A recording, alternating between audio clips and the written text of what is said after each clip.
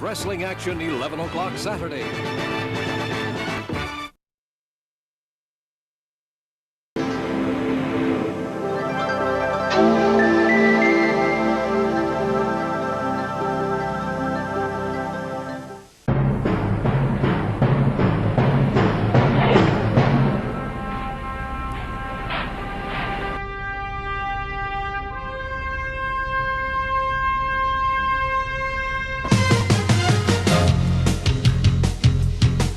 Talking Memphis Wrestling with Randy Hales and special guests.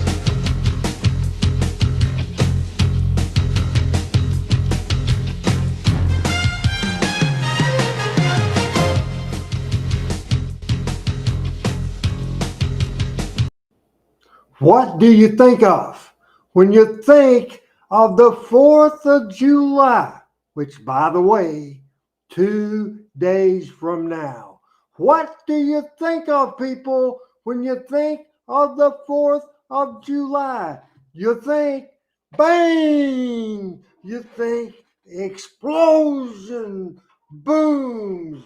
Well, this show, the July 2nd version of Talking Memphis Wrestling, will be Expect the Unexpected. It's a loaded show.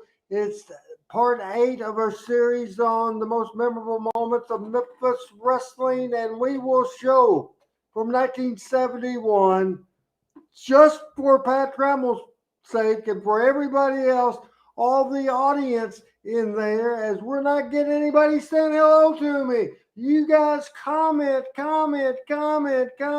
We have people watching the show. Nobody's commenting.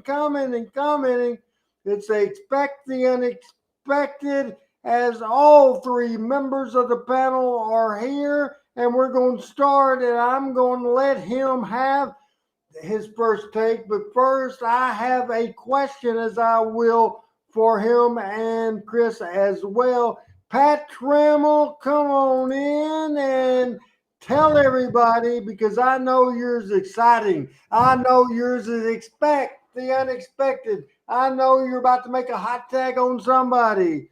What are you doing on the 4th of July? Here's co-host Mr. Pat Trammell.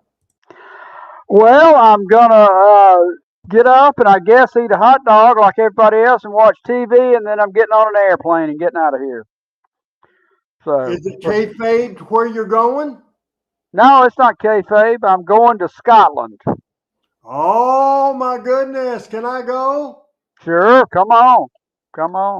I got an Uber, man. What's your first take of the day? As we have a jam-packed show, and we'll say hello to Thomas.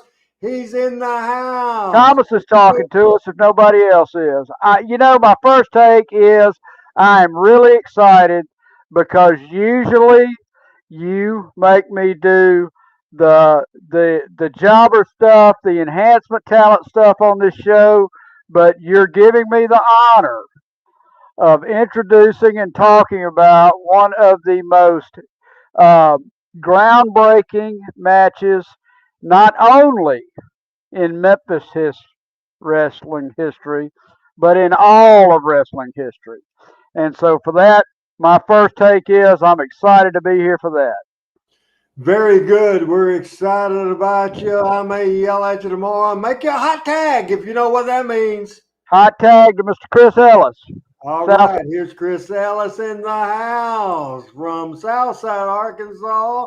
Hey, Chris, what is going on? And you have a reading today. All three of you guys. I'm doing something a little different. I'm making all of your work. It's not just you're getting a little bit of my part here. You didn't have to do the research, but you had to study your notes. What's your first take today? My first take is that I am excited about the 4th, as I always am, because despite all of our issues in this country, and we don't talk politics on here, and rightfully so, but in spite of whatever your viewpoint is, whatever your feelings are, we still live in the greatest country in the world. Just like we get to do this every Tuesday night. Everybody doesn't get to do that everywhere. So we're blessed and fortunate, and we need to focus on that every day because life is fleeting and we're here for a short time. And so we need to enjoy it while we can. So we're thankful. I want to say hi to PJ, Al, Greg, everybody. I'm glad to see everybody starting to comment now. So excited about this show. Going to talk about one of my best memories for being a kid and a Jonesboro wrestling fan tonight. So I'm looking forward to that. I want everybody to know that the Facebook comments, people watching on Facebook, we're not seeing any of your comments. We don't know what's going on. We are not seeing that at all. Appreciate everybody on YouTube. Just, I don't know what to tell you. Don't know what to tell you. Obviously, we are on Facebook. If you want to make sure we're getting comments, go to youtube.com/@RandyHales or the Classic Memphis Wrestling YouTube page. His home's in Alabama. Man, he got in a lot of trouble in Alabama, and he is going to maybe get in trouble here. I don't know. Maybe he's going to get us all in trouble. I don't know. He will have great insights, and he also will share with Pat a reading from something very interesting. But first of all, he has something he wants to get out off his chest, and we're going to let him do it today. And welcome to the program, Michael St. Freaking John. Thank you, Randy. Hello, Pat. Hi, Coach. How you guys doing? First of all, you were asking about what we're eating for. I get a little preview tonight. I get cornbread, and we'll have cornbread on the 4th of July. This is Miss Melanie's special recipe, and boy, is it good. I've already had 2 pieces, and I'm about to eat 2 more when we show film. But first of all, I echo, Coach, what you said. We live in the greatest country in the world. You know, it's funny. We all sort of mingle, and we fight among ourselves, and we have disagreements and all that stuff. But, you know, when this nation comes together, it is a wonderful sight. And as much as we suffered through the disaster and the attack of 9/11, I know for a fact that after about 3 or 4 days there, even in New York City, there were 0 crimes. There was 0 arrests. There were 0 people getting into trouble. And we do come together. And when we do, we're a great nation. And I pray that this election, no matter what happens and who ends up being candidates or whatever, that whoever steps into the position of the leader of the free world will be somebody that unites us as one, or at least gives us a big effort for that. I'm tired of politics being the Alabama or Auburn football game. I'm tired of it being Ohio State, Michigan. I'm tired of it being Texas, Oklahoma. I want it to be where we live united in the United States, and in the free world, that's where we need to be. So quite frankly, I'm doing a different take than I alluded to, Randy, and I feel better about it because it is the 4th of July. It's a time for celebration. We're going to be reading from the Gospel of Jim Cornette. I think this is a wonderful show, and I think now we need to kick it off. You say reading from the Gospel. You know he's not a believer, right? You know that. Oh, yeah, that's why I said that. Okay.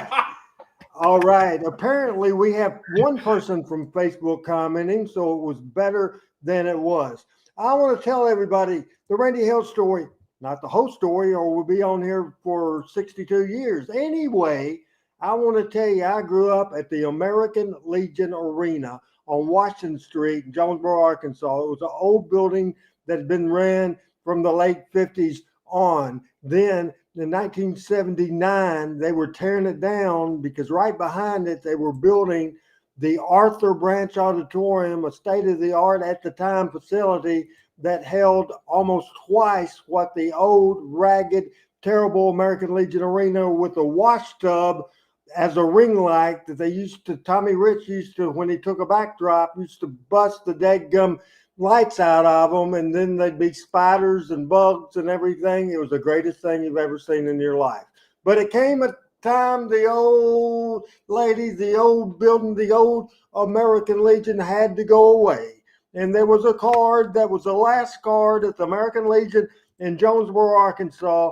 It took place December the 1st, 1979. Wrestling would be dark for at least a month in Jonesboro.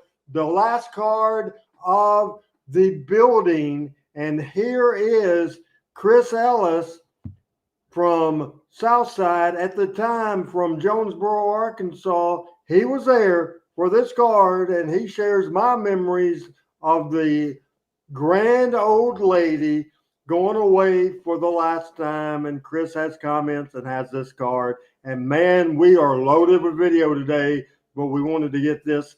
And here's Chris.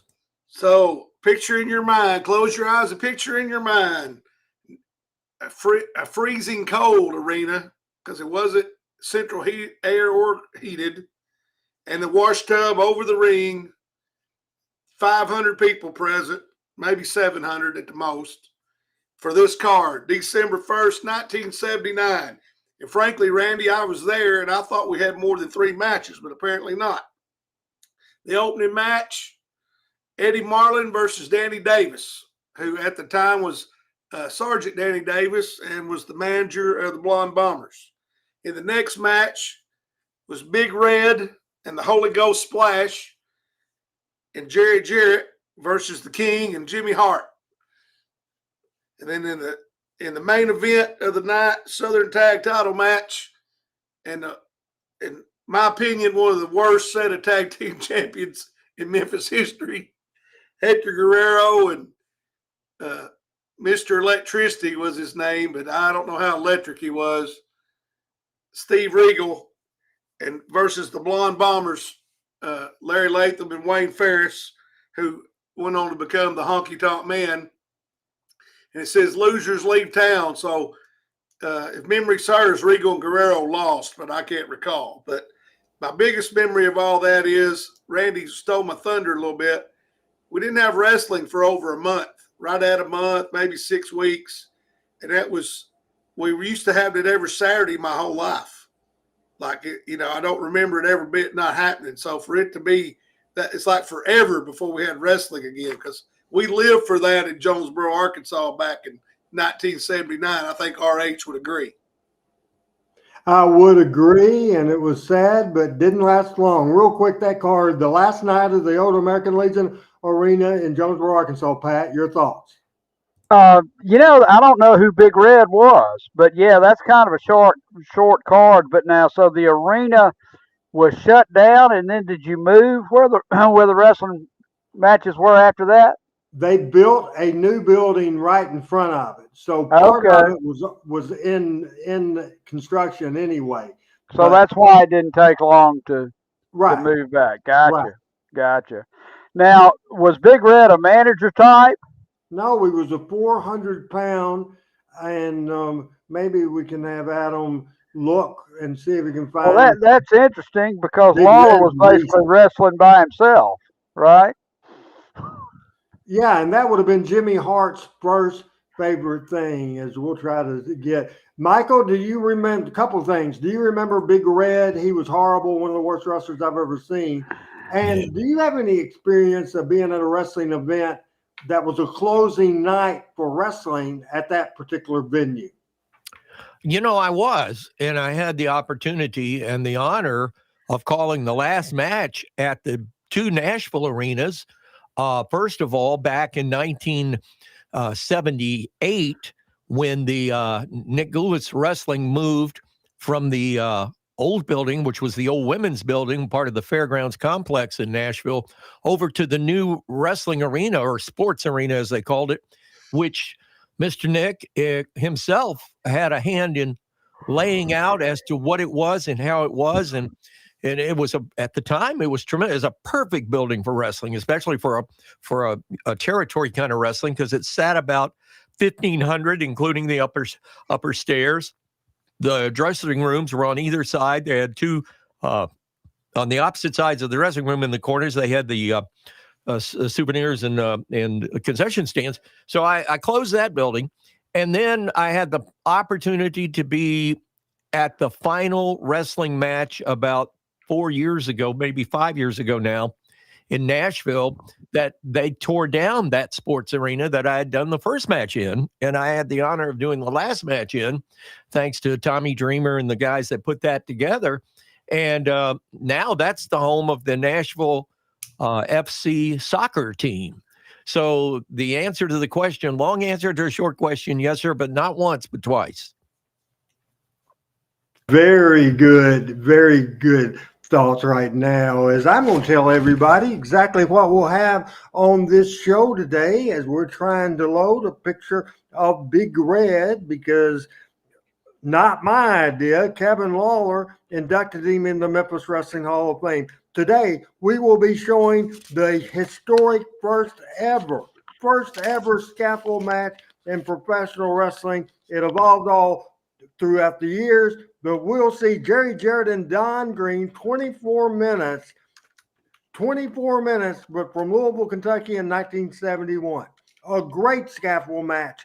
Bill Dundee and Koko Ware from 1982. We'll also see the night to remember in Louisville in 1995, the Rock and Roll Express against PG-13. And that, I'm telling you, one of the best tag team matches I've ever seen. And we will start part 1, 2, and 3 of the history of the Smoky Mountain USWA feud. Again, before Chris Ellis starts cussing, and he kind of already is, Big Red was put by Kevin Lawler into the Hall of Fame because, you know, we are always concerned. We think it's important to be a representative of all sex, all race, and that sort of thing. In the ring wise, as you see on this picture right now,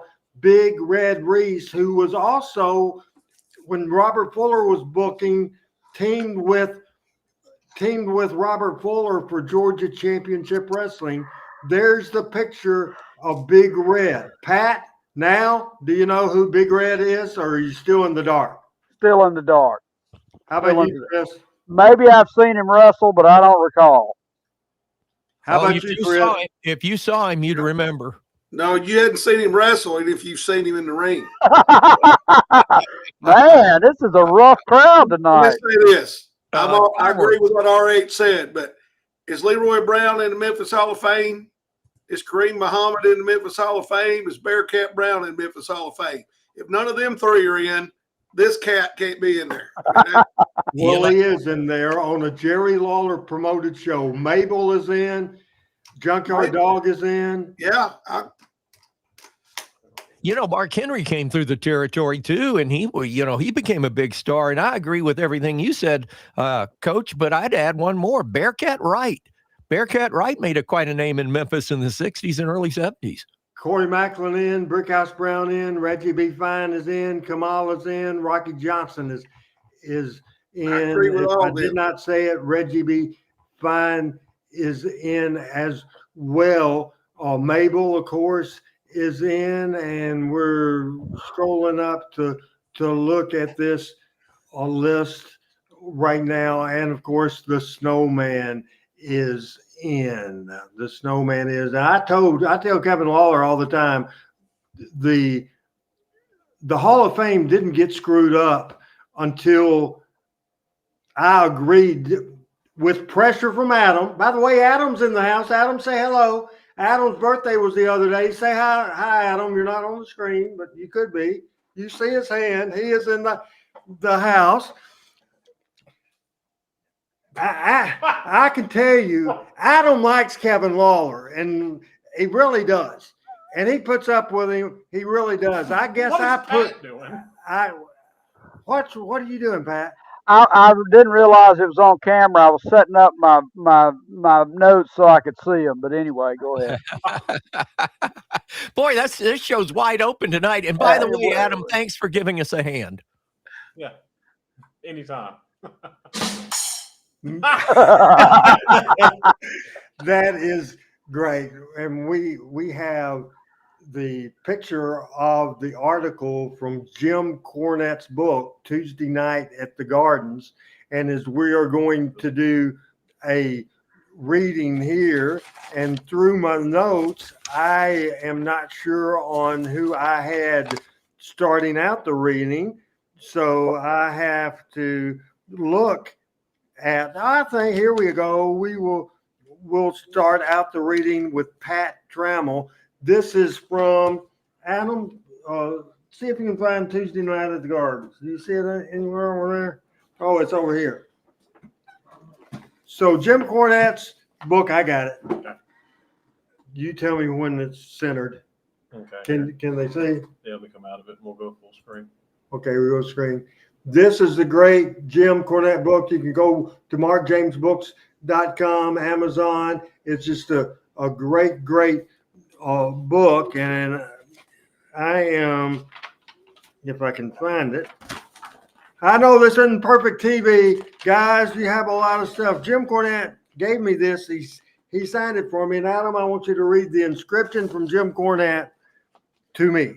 To Randy, here's to reliving our childhoods, your friend, Jim Cornette. How about that? Pretty cool. And to read the first part of this story from Alabama, Birmingham end, it's Pat Trammell, and we will have a picture to back this up as here comes Pat to read this great article about the history of the first scaffold match.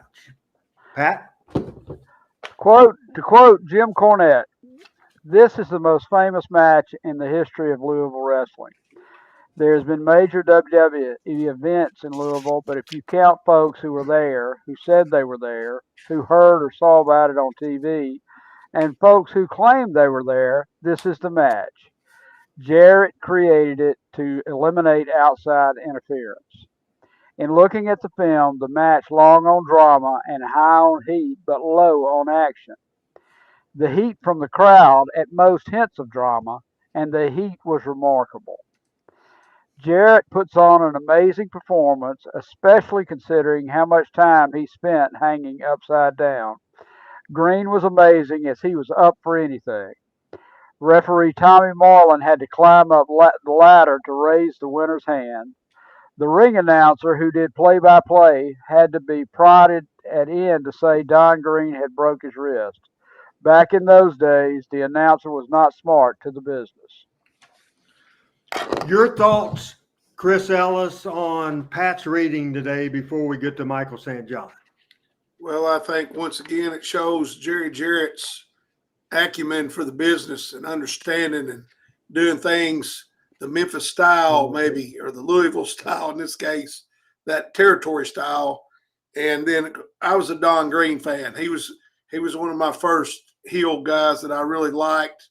And so I thought he was solid as solid could be as I got older and learned to appreciate it. So I hate I wasn't there. I didn't get to see it in person, but obviously it was a start of a trend that went on to be big, to do big things.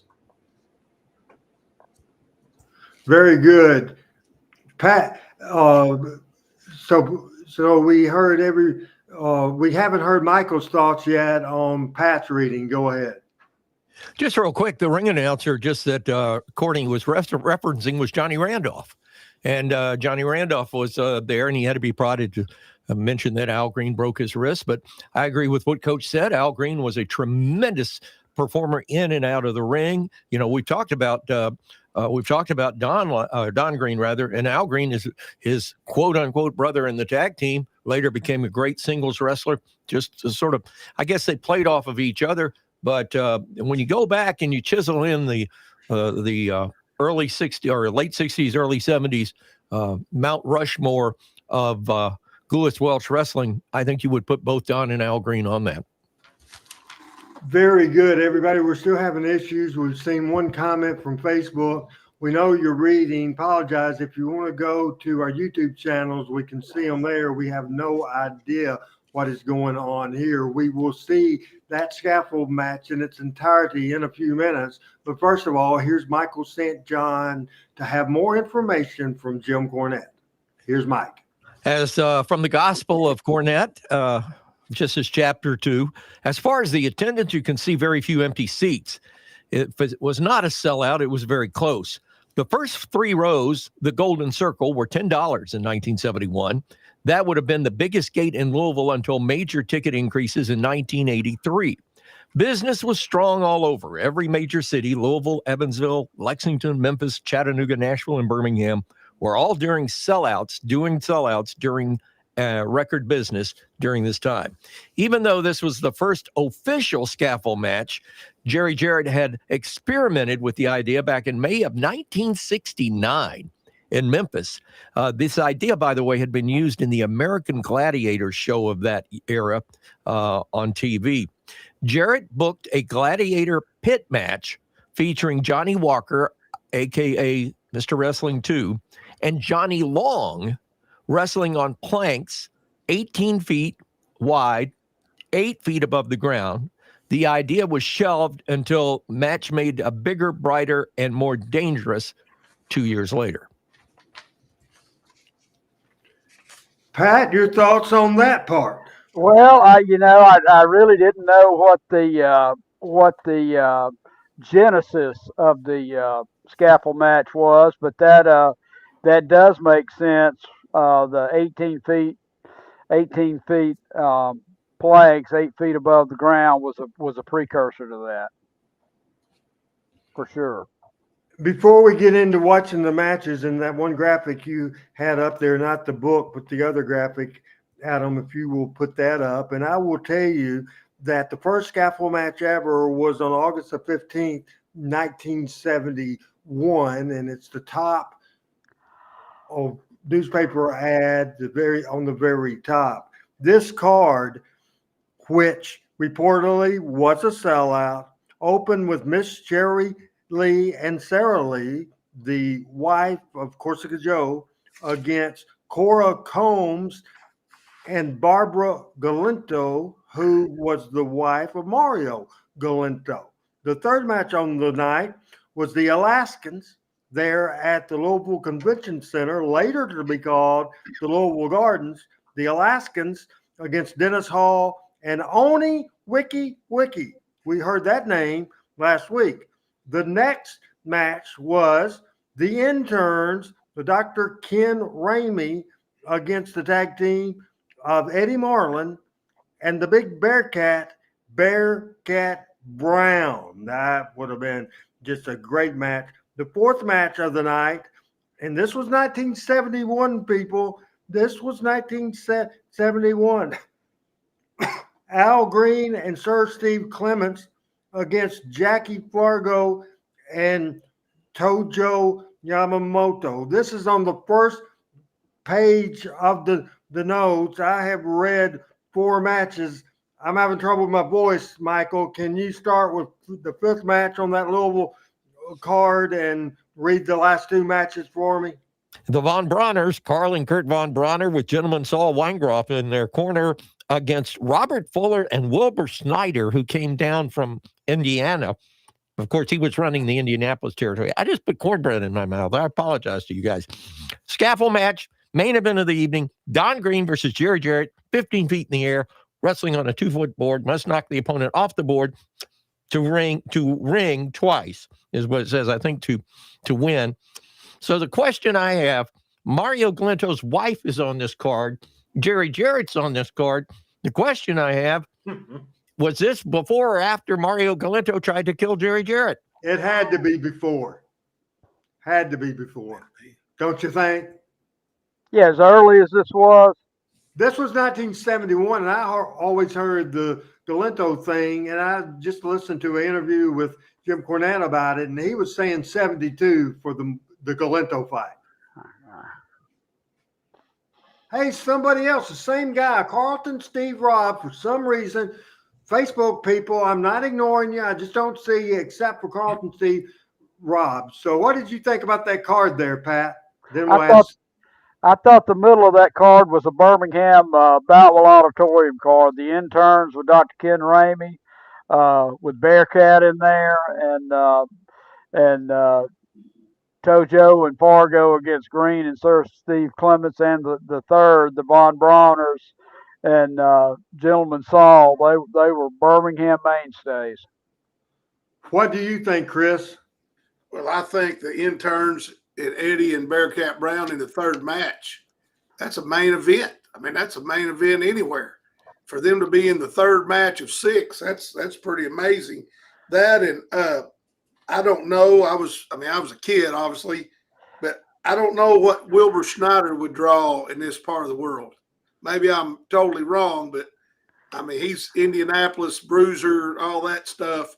I don't see the fit down here in our part of the country. Well, it was a political thing because Dick the Bruiser and Wilbur Snyder, the Indianapolis office, ran Louisville for years. Then it was in the dark for years. As soon as Jerry Jarrett, the very first night he opened the Louisville Gardens, Dick the Bruiser and Wilbur Snyder showed up, and ended up Jarrett agreed to pay a booking fee and use Wilbur Snyder and other people. That's the thing there. Michael, you're shaking your head. Do you have any in agreement? I'm not saying you're shaking it in disagreement, but am I correct on that? Oh, you're absolutely right. I've heard the story, and you're absolutely right. Now, a lot of people were hip to Wilbur Snyder because he had TV in Louisville for a long time.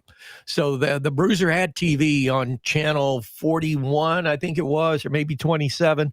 But they had TV in Louisville. I don't think it was a great time, but there was TV in Louisville out of that Indianapolis office. And Wilbur Snyder was a national name that was in all the wrestling magazines. In fact, I was trying to recall, he was part of a tag team. And for some reason, the only one that comes to mind is Pepper Gomez and Jose Lothario. But Wilbur Snyder and X, and I don't know who that is, I know our people watching probably do, were a heck of a tag team and were in all the wrestling magazines during that era for a long time.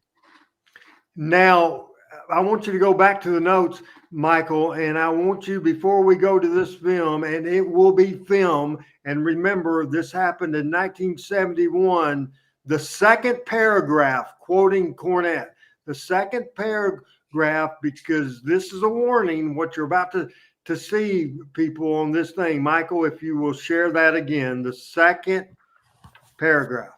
Well, even though this was the first official Scaffold match, Jarrett had experimented with the idea, May 1969 in Memphis. No. That's the last thing. The paragraph on Cornette's part, the second paragraph, it From starts my reading. That's in looking at the film. That's your reading, Pat. Yeah. In looking at Pat, the you read it. Okay. In looking at the film, the match was long on drama and high on heat, but low on action. One more time. In looking at the film, the match was long on drama and high on heat, but low on action. Our microphones will be open as we go to this match in Louisville, Kentucky at the Louisville Convention Center. This took place on Tuesday night, August the 15th, 1971, the main event of the night. 12 feet in Johnny the air. Randolph, I think. To win the match, our mic one will be man open. must knock his opponent from the plank 2 consecutive times, and there will be a $5,000 purse for the winner. Now, introducing the wrestlers, first on this side of me wearing the black trunks from Music City, USA, weighing 241 pounds, Don Greene.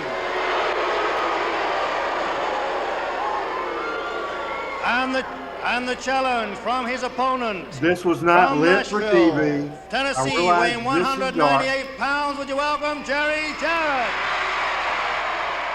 The referee is Bobby Thomas. Now, is that John Randolph, Michael? No, that's the announcer out of Indianapolis. That's the Okay. English guy that was in Indianapolis. Not Sir Clement, but that was the English guy that was in Indianapolis and worked for Bruiser. Okay, referees. Bob Thomas.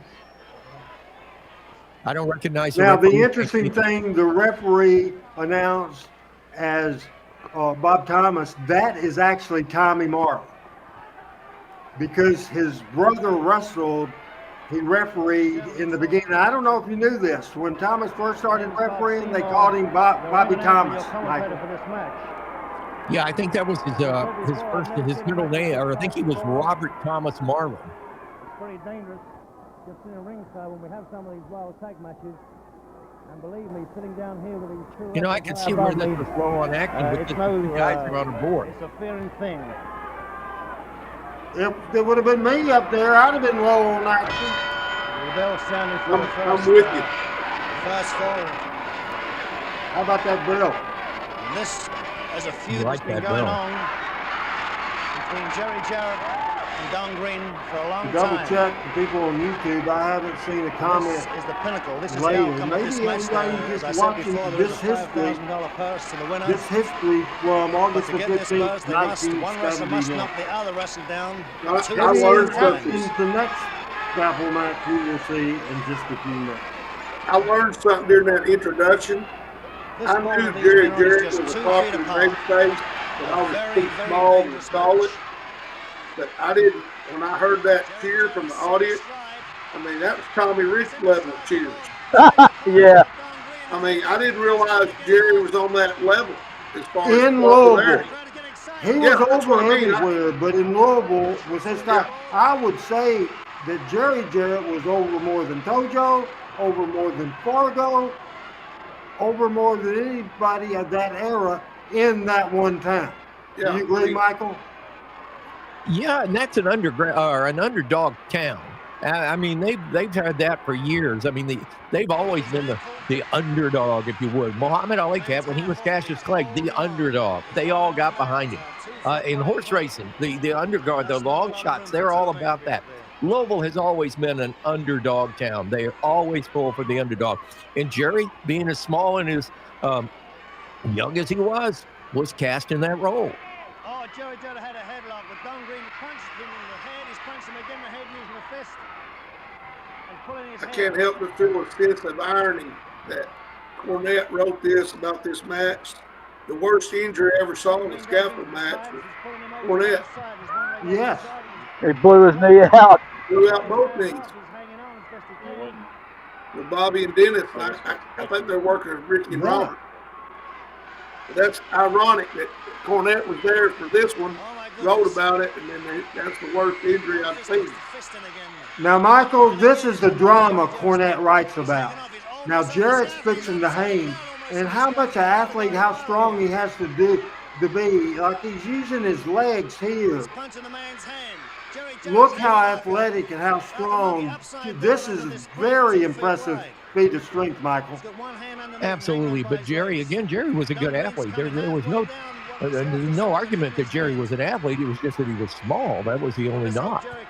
By the way, Randy, Jimmy was talking about you on his Jimmy Cornette experience that just came out yesterday and mentioned you a couple of times in a very glowing way, by the way, just so you know. Well, I knock him as much chance as I get. No, you don't. He has a lot of respect for you, by the way, and it comes over. He doesn't mention me a lot, rarely if ever, but he has a lot of respect. He will mention you from time to time, especially when he's talking about Smoky Mountain Wrestling and about the feud and the angle with your Power Pro. BC Mutilator is serving as a liaison for Facebook, telling everybody what's going on, and I appreciate that very much. Again, this needs to be proof to all the modern professional wrestlers that you don't have to do 100 million high spots. As Chris said, the pop Jerry Jarrett, and you don't have to be on steroids because Jerry Jarrett certainly wasn't. I think what you just said right there, they're not modern wrestlers anymore. They were wrestlers. Now they're sports entertainers. Right. This is wrestling. So I think everybody, Michael, would be sitting on the edge of their seats, as we are, watching it back in '71. They're on a damn scaffold above the ring. Right. And there he uses the fist again on his head. You know, mentioned earlier the reaction Jarrett got. I thought that's Al Greene, right? Don Greene. Don Greene. I thought Don Greene got a hell of a reaction from the crowd too. Don had heat, and again, I can't wait till you see the other match, and certainly we'll read the entire card after we come out of this, and it's on the back This page is of the great card. stuff. Yeah. This is the high on drama part. Listen to kind of hear the crowd. Yeah, he Yeah. Jerry's got both his people. Don Greene is hanging. Listen to the people. Hanging on for his life. Jerry's coming. The crowd's going wild. He's coming down. Don Greene is hanging on. He's hanging on. Jerry's putting the feet to him. He fell down. He fell down. Jerry got Don Greene off for the first time. Don Greene's laying Big on the pop. floor. The referee raises Jerry's hand. Raises Jerry's How many hand. people does Louisville Garden told, Randy? About 6,700. Yeah, about 65, 67 at this Man, point. they're going crazy right there. That's awesome. Remember, ladies and gentlemen, What got me is this was a that 2 there out has of to 3 be two fall thing. consecutive falls for a Yeah, winner you in just this had match. to So if to Jerry knock Jarrett your guy off gets twice, Don Greene 2 off different that times. Scaffold, board once again, I bet Jerry Jarrett he never will be took the that winner. bump. It What has you to be think, 2 Michael? consecutive times. No comment.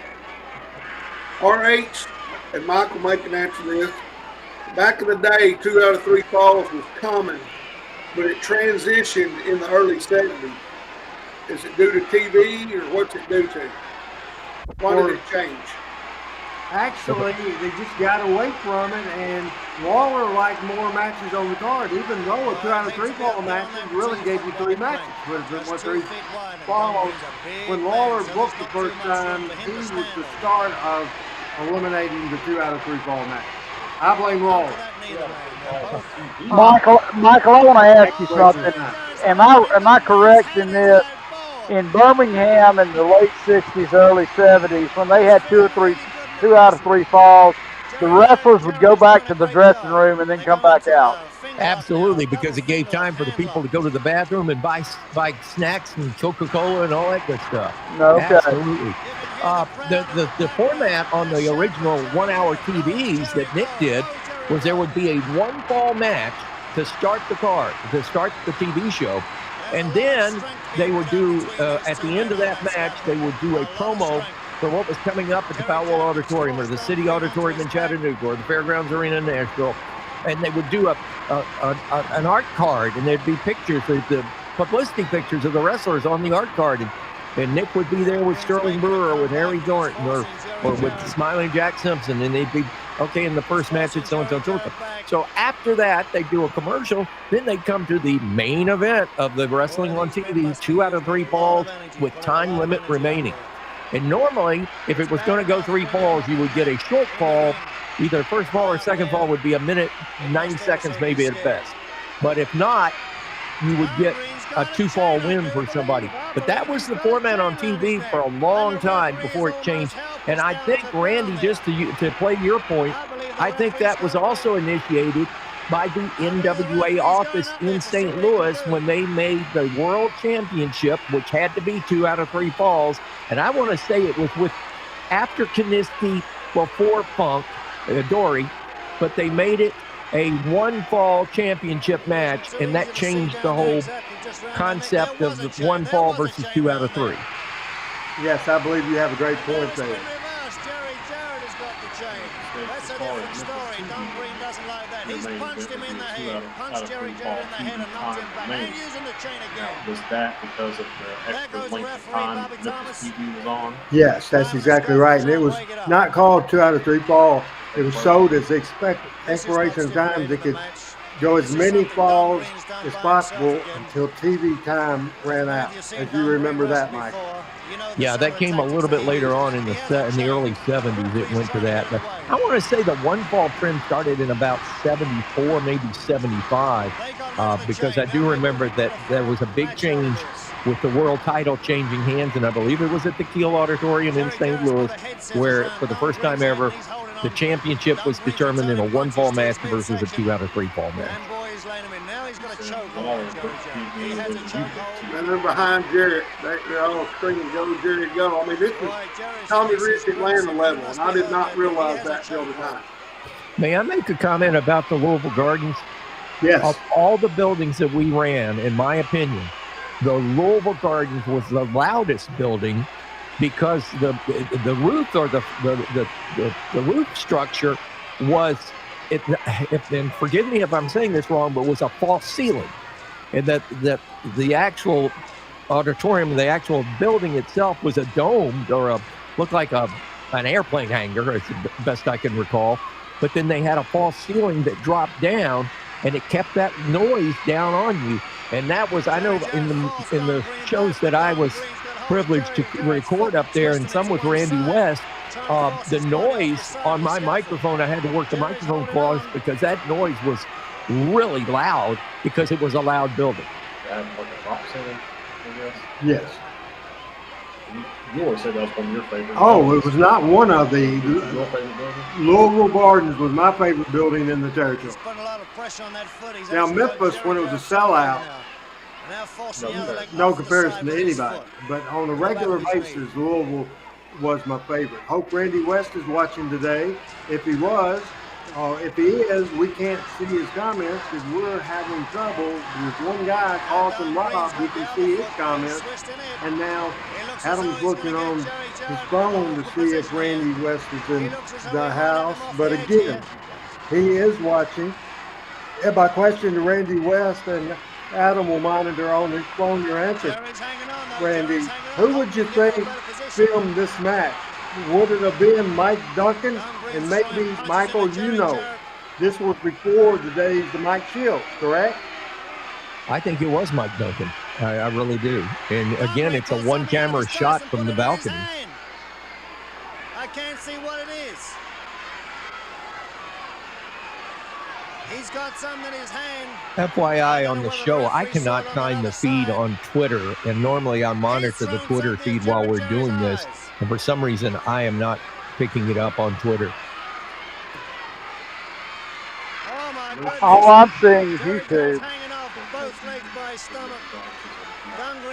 All right, I hated to hear Lucian Nichols lost his mother, and Michael is saying about the issue with, we just have technical. Seaton said how high was into the hair of Jarrett. Pulling on his I don't know, how far is the scaffold up from the ring? 8 feet, Michael, maybe? 8 feet. 8 feet, yes, 8 feet. Mickey, it's 1971. Oh, Don Green's pounding on the knuckles of Jarrett. Yes, August the 15th, 1971. Michael, I'm looking at my phone and Twitter, and it is on Twitter on my end. Okay, It's on mine as well, Randy. Okay, because I follow you, Randy, and I'm not picking it up.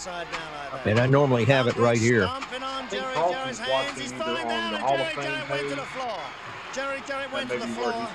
That's why we're just hearing from him and nowhere else. The Randy Hales Facebook page, we're not getting anything. The Power Pro or the Memphis Wrestling Hall of Fame, we are getting comments. PC Mutilator says, I bet this is a meta issue. Well, there we go. Evened up, one apiece. You see Jarrett settling. He's laying flat on the ground, not moving yet. He's going to drag himself up. I was wrong about that. Jerry did take the bump, if you could call that a bump. That's a pretty good bump.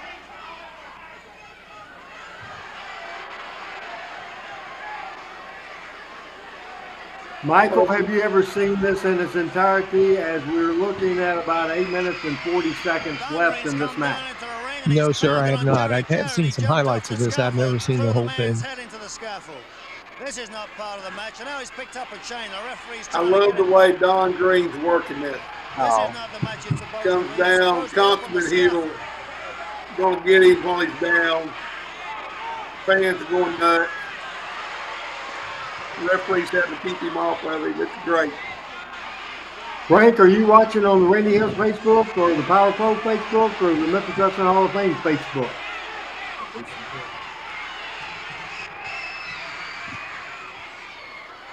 Oh my goodness, Don Greene has thrown Jerry Jarrett's head into the scaffold again. Boy, this announcer sounds like Bill Dundee. Do what now, Michael? The announcer sounds like a young Bill Dundee. Yeah. That's why I was just asking, Michael, who you said the announcer was. He almost sounded like he had an accent. It was not Bill, because this was 1971. Bill didn't come here to 1975. And we both have heard stuff, a lot of stuff out there. George Barnes and Bill Dundee against Eddie Marlin and Tojo with John Randolph, the announcer there, and he did a great job. This is not John Randolph, as Michael says. This is the Indianapolis announcer, right? They had an English fella that did their play-by-play for years with Dick the Bruiser of tapes I've seen, and that's, I think, I'm 99% sure who that is. Frank's watching on regular Facebook, so maybe we've got it working now. Brad says it's working now, so we may just had a little hiccup there with Facebook. But it seems like now we're getting a glitch in the beginning. So far, as we've seen a lot of this match, Chris, your thoughts so far, then we'll go with Pat real quick. Quick thoughts here, Chris.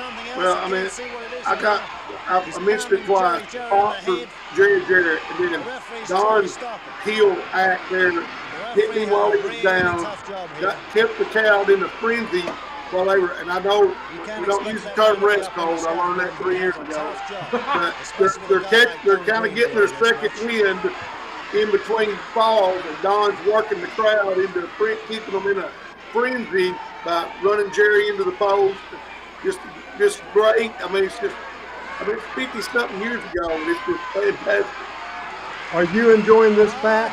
The undersized babyface, absolutely.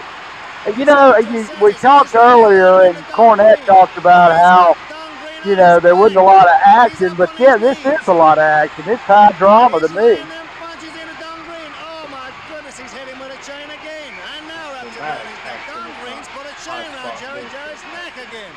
And they're selling everything. So I think what we're going to do right now is we're 5.5 minutes left in this match.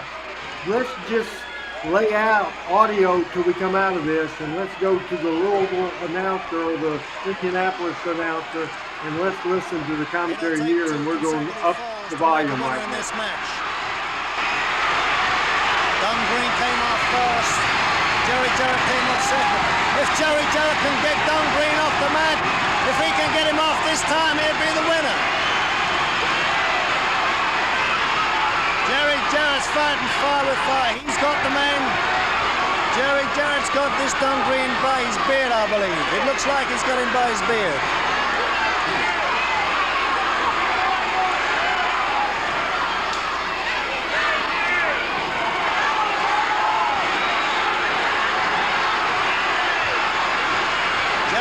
Standing up. He's kicked Don Greene. He's gave him a kick and another one. Jerry Jarrett's doing a great job on Don Greene. The referee's up there. He's holding Jerry Jarrett's hands up. What a great win for Jerry Jarrett. He must feel a very happy man after this great feud. He's got a $5,000 coming into his pocket, and well deserved it is. Don Greene's laying on the mat. He seems to be in some sort of pain. I don't know what happened. The referee's checking Don Greene. I don't know what's the matter.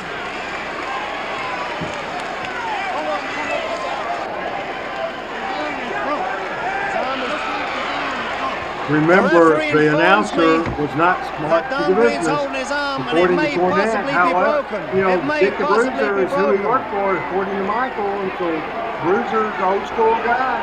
Didn't smart enough as an announcer.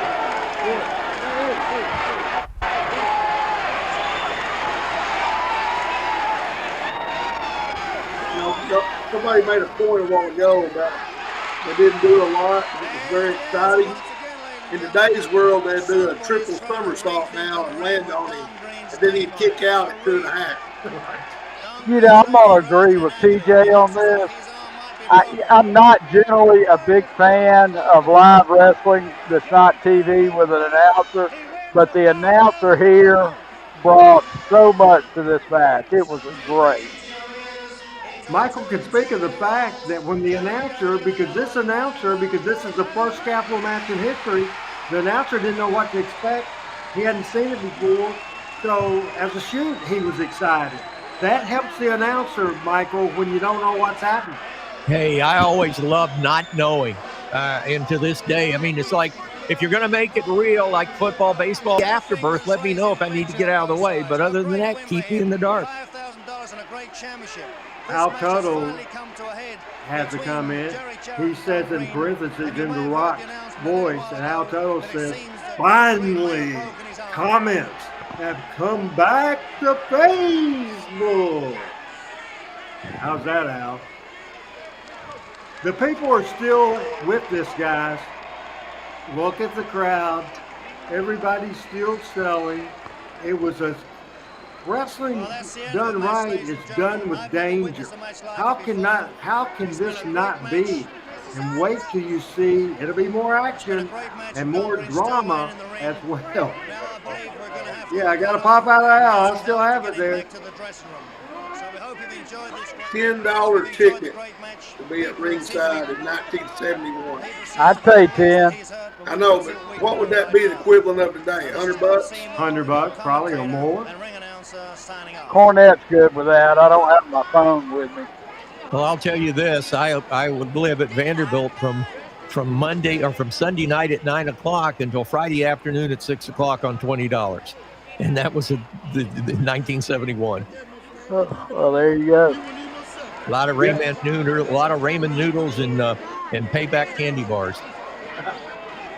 27 seconds left. Jeff Paul Wheeler says rumor was that Dave Brown didn't go to pre-show meetings because he didn't know what happened. Well, honestly, to tell you the truth, I was never at a pre-show meeting that Dave Brown wasn't in it, but we just told the announcers what they wanted, what we felt they needed to know. I mean, we wouldn't say every finish.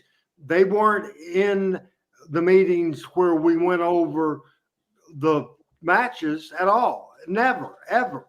So that just didn't happen. So let's wrap up this right now. We'll start with Chris. We all had the chance to comment, but how would you rate that match?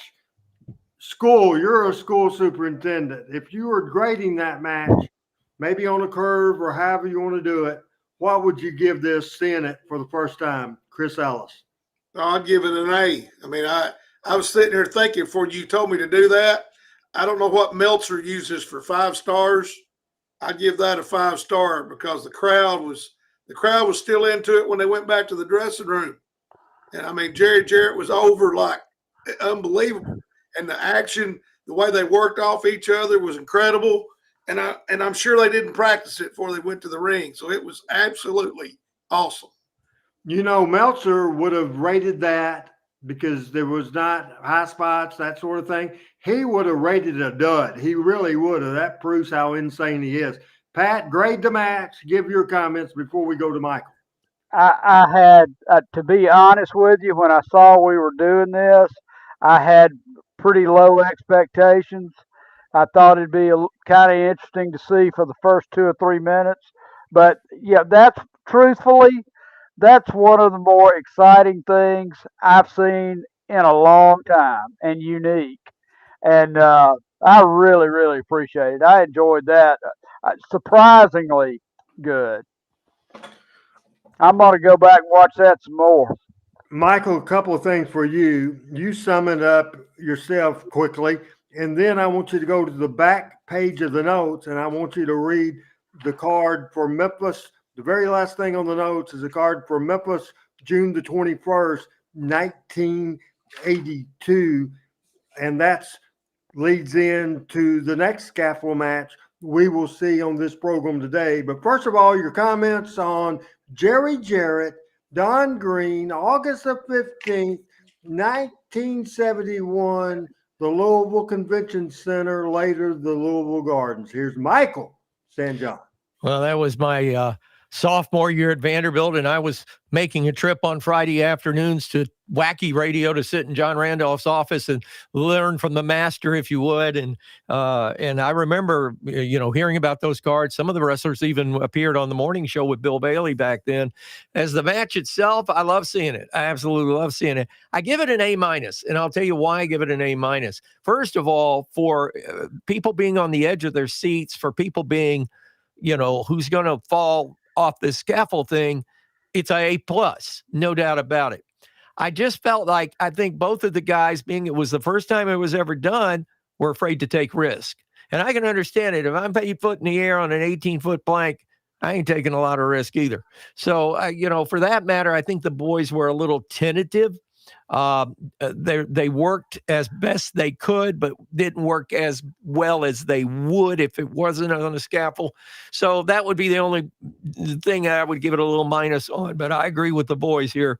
I'll put it in the A category without a doubt. And compared to some of the matches that Meltzer rates of 5 or 6 or a 9 or 100-star or whatever this coding is now, this one is ages over any of that stuff. Now, before I have you read that card, let me explain what we're going to see. It's 2 different parts, but I don't know why. It's just the way it was on YouTube.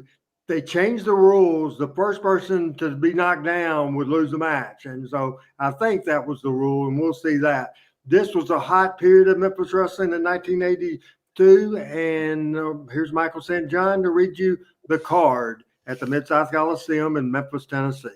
Boy, this was a star-studded card. Opening up, half of the fabulous one, Steve Kern against the Dream Machine. Big Ron Bass against the Iron Sheik in a bull rope match. According to Jim Cornette, the man who invented Hak Tua from his old promo days. Jerry the King Lawler versus Jimmy Hart and Bobby Eaton. So I guess that was a handicap match. Yes, sir. The Mid-America Tag Team title, the Mid-America Singles title was on the line as King Cobra took on Dutch Mantel. The Southern Heavyweight title with Kamala, the Ugandan Giant, against the other half of the fabulous one, Stan Lane. The Southern Tag Team Championship, Jerry Lawler and his cousin Carl Fergie against Dennis Condrey and Norvell Austin. So this is a preview of before Condrey and Eaton were together. And the main event on the scaffold, superstar Bill Dundee against Koko Ware, then known as Sweet Brown Sugar. This should be exciting. Everybody ready? Everybody ready, guys? Yeah, We're we're ready. all at once.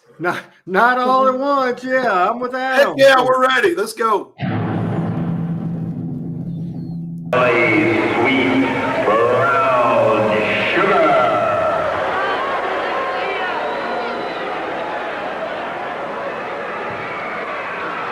Just for the record, I thought this Sweet Brown Sugar was much better than the other. I didn't think Skip Young was very good. Skip Young was very good, and Koko had lost some kind of leave, and he is in there as Sweet Brown Sugar. Stole that idea from Florida. This time, guys, do you notice how much taller the scaffold is? Yeah. Randy, did Dundee have a lot of input into this because of his circus background, or no? Oh, yes. It was his. He was the booker at the time. Oh, okay. Along with Jerry Jarrett, and he pitched the idea. Koko was a great athlete. 82. Great running back, football player. Yes, sir. This was June the 21st, 1982. It drew 9,000 fans. Interesting in the rules that Lance was reading just then. It sounds like the rules of a Texas Tornado Death Match, where the wrestler that does not return to the scaffold cannot answer the bell, loses the match. Frank says he thinks this has to be close to 20 feet. I would definitely bet money Randy West, and we got our comments back. Randy West is doing the camera work because that's his spot. A single camera. High drama, big crowd.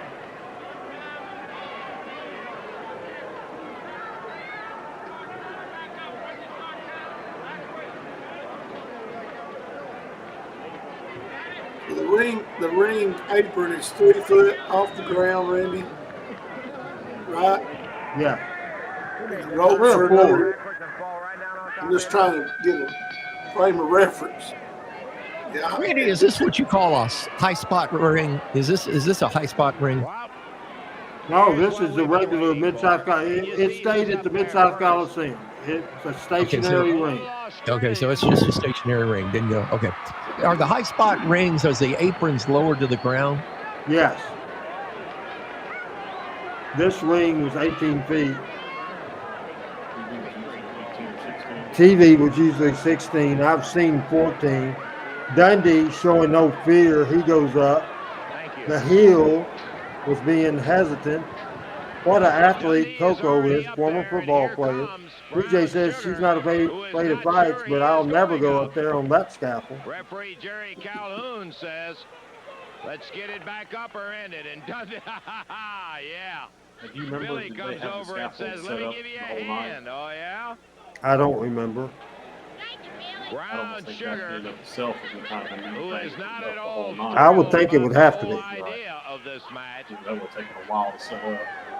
He graciously gave Dundee a chance to back out, but Billy thought he just might go ahead. This would not be allowed today. Dundee. Would it not? You think it'd be too unsafe? OSHA would not allow it. Young man in Australia. Workplace safety. They would not allow this. That's a My good guys point, over here Coach. doing construction have to wear Good vests. gosh, man, this is scary to watch.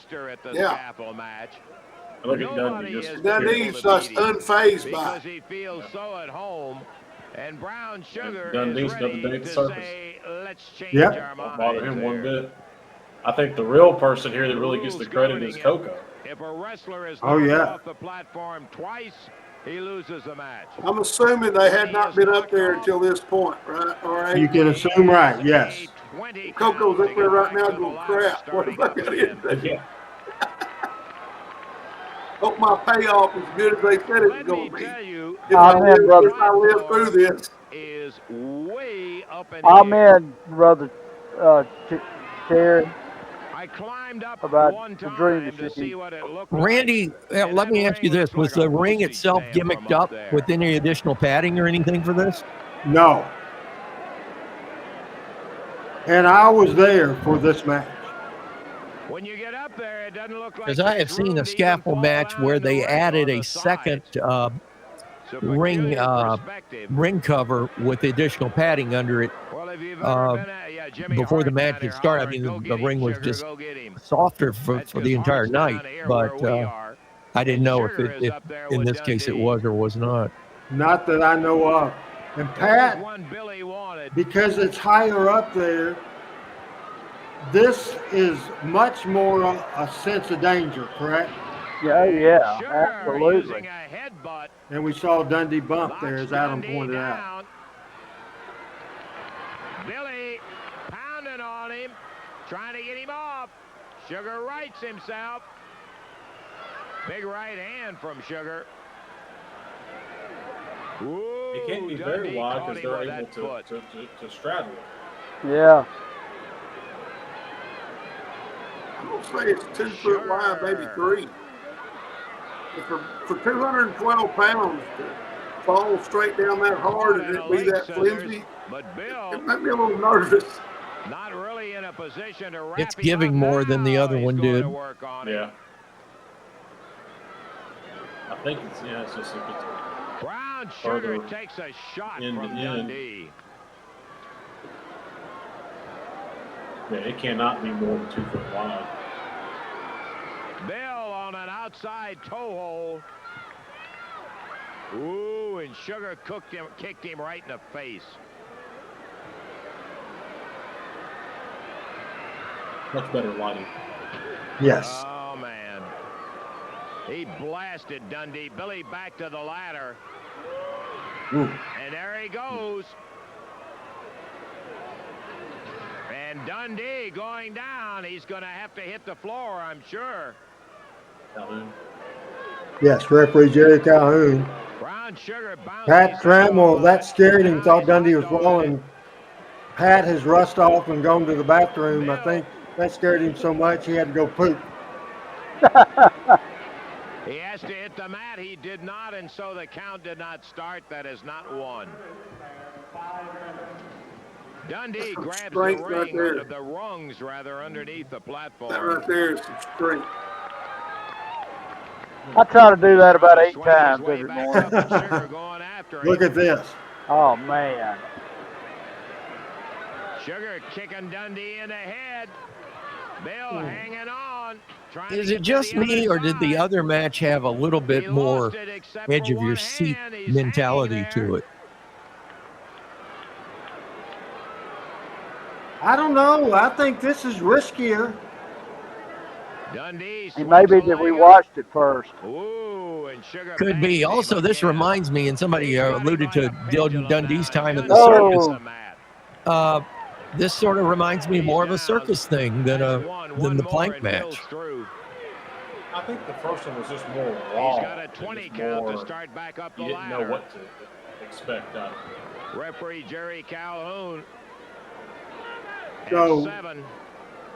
And Dundee checking his obviously, hand. it wasn't the first person knocked off loses the match. Obviously, it's similar to the rules, so I got that wrong in the description. To me, this is more exciting. The only thing different that I can think of, looking at the Don Greene and Jerry Jarrett, I think Jerry Jarrett got a bigger pop than Dundee by far, and I think Don Greene had more heat than Koko. Do you agree with that, Chris? Yes, 100%. I thought there was no question. But see, I think it for this reason. Dundee had been heel and babyface. Koko had been both. So they still had fans on both sides. I don't ever remember Don Greene being a babyface. He's a bad guy. He's a bad guy. My whole memory of him. So you know what I mean. And Jerry Jarrett was always beloved. So I think that has a part in that. That's a good point. Dundee's back on, fights himself, fights. He's back on the scaffold. Like when I was a kid, Lawler and Dundee, even no matter which side they were on, if you were a Lawler fan, you liked Lawler. You liked Dundee, you liked Dundee. Didn't matter which side they were on, you were on their side.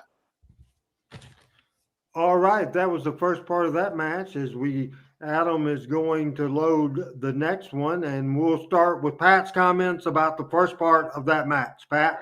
Very athletic, much more so than the first one. But obviously, I guess Dundee's circus days are coming to coming to the forefront there. But I tell you, Koko, of course, Koko's a great athlete. I mean, you guys know that better than I do. And you've got two great athletes there. I can't see two really, really big guys.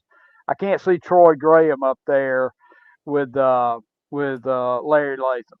I think you got to have the right size guys for one of these.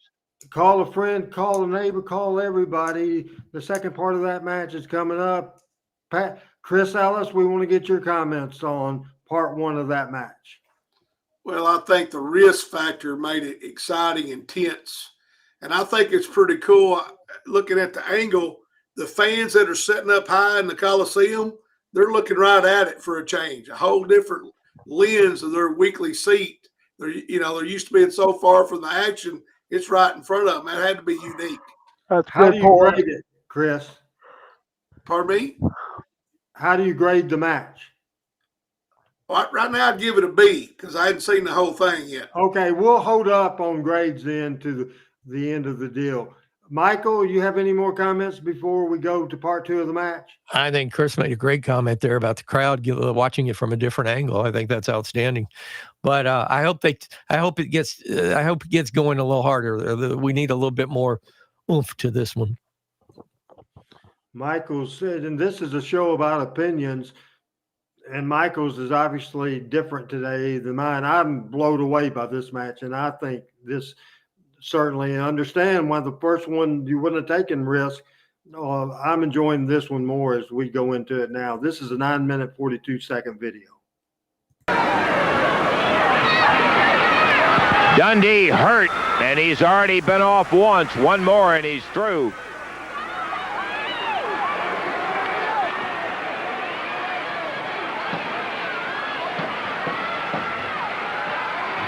Hart hollering, hit him, hit him, hit him.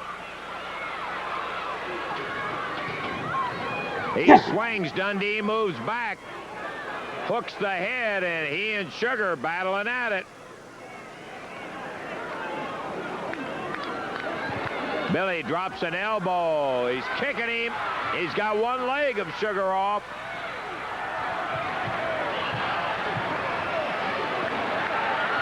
Kicks him in the side. Sugar trying to hold on.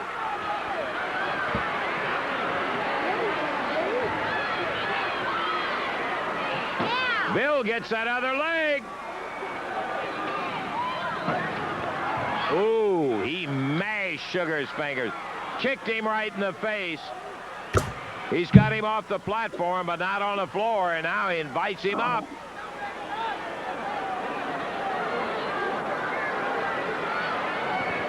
Just imagine the physical exertion of climbing around, trying to hold on. About to go down. And then think of the fact of how high they are off that ring. Oh, here we go. Oh, yeah. The crowd murmuring as Sugar may have been going to his tights. We couldn't see it.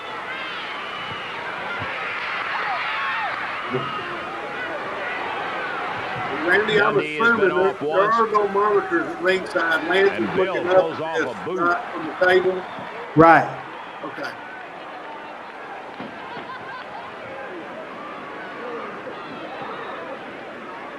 Sometimes there would be when there's a camera at ringside. I think we're almost 10 minutes into the action.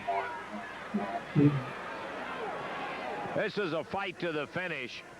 I don't remember, even when Ken Parnell shot from ringside, I don't remember ever doing it into a live match.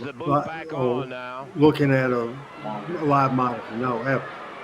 Adam Reed, David Smith's comment. Dundee's too comfortable up there. The Big Brother factor was more there in the first match. I get that a little bit. I do think both men look more terrified of the situation the first time around. They probably were. In this case, I think I would say enough people probably knew Dundee's background that because Dundee would walk the ropes and do all kinds of stuff. I think people would maybe more expect Dundee to be more comfortable here, and I would even maybe have expected Dundee to play that up and talk about that being to his favor. And I don't remember the promos going into the match. Sugar slips away, heads back to the middle. Dundee has him part of the way up.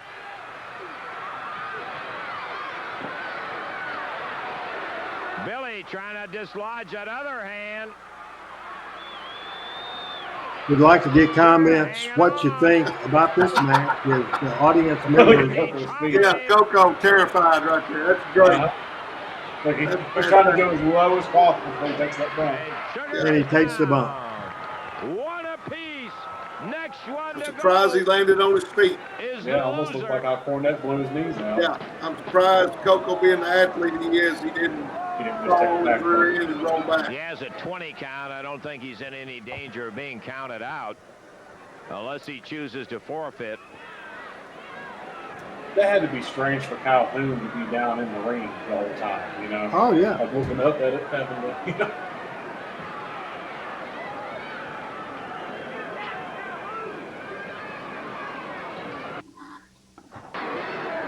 They've both been off once. The next one to go is the loser. This is based on the same premise as the one in 71. The first one to go twice. Yes. This is the actual wrestling move. On the scaffold. On the scaffold. Yeah, I think there's still a lot more action in this half. Ready to go. Oh, yeah. He's staggered. Ooh. I thought he was going to fall off on his own there. Brown sugar on the back of Bill Dundee. The fact you have both of them on a vertical Reverse base there. I agree, Al. All of this 15 feet above the ground. Al says if this is Koko's first time on a scaffold, he's doing a heck of a job. And as far as I know, Chokehold on him from here. oh, it definitely was with Koko. I'm pretty much thinking it's Dundee's first Bill has scaffold his match. hands hooked under the side. Listen, you know what, Michael? Nails sugar with a knee. Foot. I think you're probably right, but I think Dundee came up with a lot of the concept of this, and being that he had the background as he did in the circus, plays into his hands. But I think Koko, as this match has gone on, has become more comfortable. That's the one thing that I've noticed, that he's just become more comfortable working from up there. RH, did Koko and Dundee get along well? Not really. Because he seems to trust him a lot in this match. Oh, yeah, they trusted each other. Yeah. He's holding on, but both Dundee legs liked working are with off. Koko. Koko didn't like working with Dundee. Sugar very close Why? to winning it. This is good. This is Billy good. comes back Koko up. liked this match.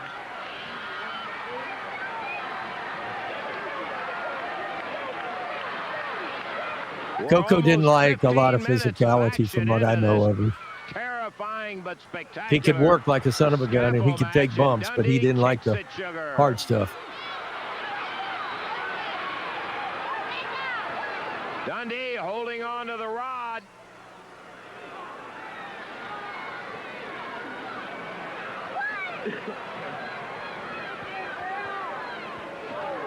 I thought Koko, if he stayed in in the that back shape, with his leg. could have had a longer run. But he was Sugar such a good retaliates. athlete. The Memphis wrestling that I endorse is Dundee the down. classic Gulas Welch wrestling, the Jerry Sugar Jarrett now, wrestling, they're both off the Randy platform, Hales but Power neither Pro one of them wrestling. hit the floor. I thought with Dundee AEW wrestling, pounds Terry on Golden did good as Koko wins the Bill match. Dundee. Anybody after 15 the group that I minutes, mentioned, 17 seconds. I'm not Dundee too the high on, winner.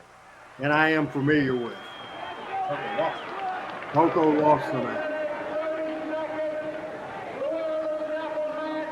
That's Randy Hales doing the announcer of the winner.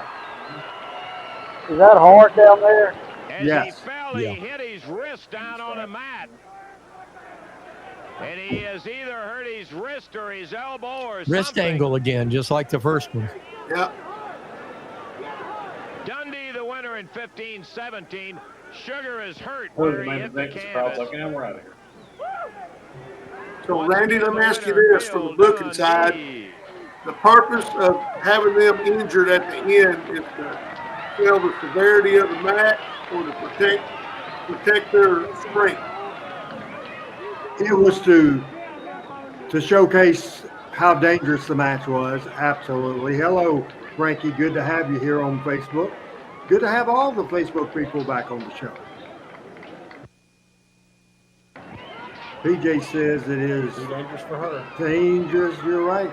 As Eddie Marlin comes out, We're going to see if we can get Dundee over at ringside. Billy. Randy Billy, West can still we get you watching. Just a second. Boy, you came out of it. That's got to be Who's one of Dundee? the toughest scaffold matches you ever had, Bill. Until you've been up there, Lance, you don't know how it sounds, brother. But you can ask that garbage laying right there how it feels. He looks like Let me talk. he looks like he may have broken an arm. If you want to call your skinny butt up there, we'll have you right now too, boy. I'll tell you what I'll do, hon. I'll take you your whole stinking turnaround up there. One at a time, Jack. One after another if you want to. Bill Dundee making a challenge the whole family. Okay, congratulations, Bill, on a big win. It looks like Sugar may have broken an arm over there or something when he hit. Bill Dundee, the winner, and he is still the champion of the scaffold match. That match was shot by Randy West, who is still watching here today, and we appreciate that very much. Very much. As now we'll start with Chris, go with Pat, and I'd like grades here, Chris. I'd give this match an A. It picked up in the second half. a lot more action.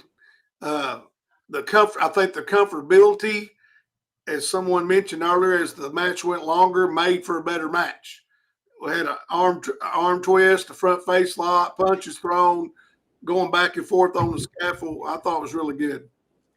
Pat, a grade and thoughts. I'd give it a B to B plus. I'll tell you, I like the first one better, and I don't know if the reason is it happened so early. There's just a lot of drama in it. I mean, they're both great athletes, and you got to have that to pull that off. But I thought it was pretty solid. I'd give it a B plus. Michael? I agree with what Pat and Coach both said. I can't really add to anything that they said on that. But I give it an A. And I'm like you, Pat. I think the first one was better.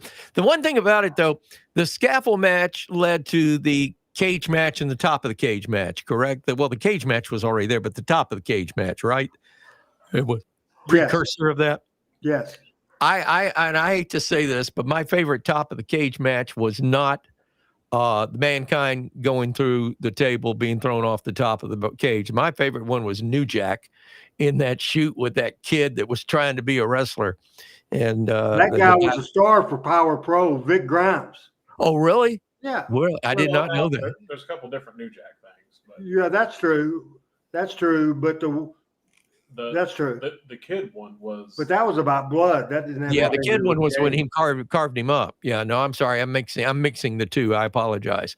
But I remember the scaffold match with Vic Grimes, and I remember on the dark side of the ring, New Jack saying, "Timber," But I'll tell you that there's danger in all of this. And I think, Coach, I think you made the best point of the night.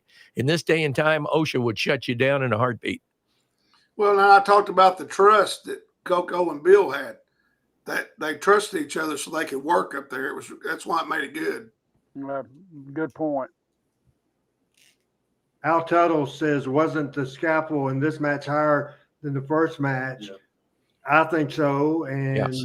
He gives both an A. Patrick Moore, let's put him up there, Adam. He says, I remember something you did had the time SMW title defended in USWA after Smoky Mountain closes. Did Jim Cornette give you permission to do that? No. When Cornette closed Smoky Mountain, he went off the rails. You couldn't reach him, nothing. No. We had a working agreement up to that point, and stuff that happened in Memphis, I was 100% control of Smoky Mountain talent. And when PG-13 and others went up there, he took care of that. So, no, I did not ask permission for that at all. And when we come back, we're going to start the beginning of the Smoky Mountain USWA feud.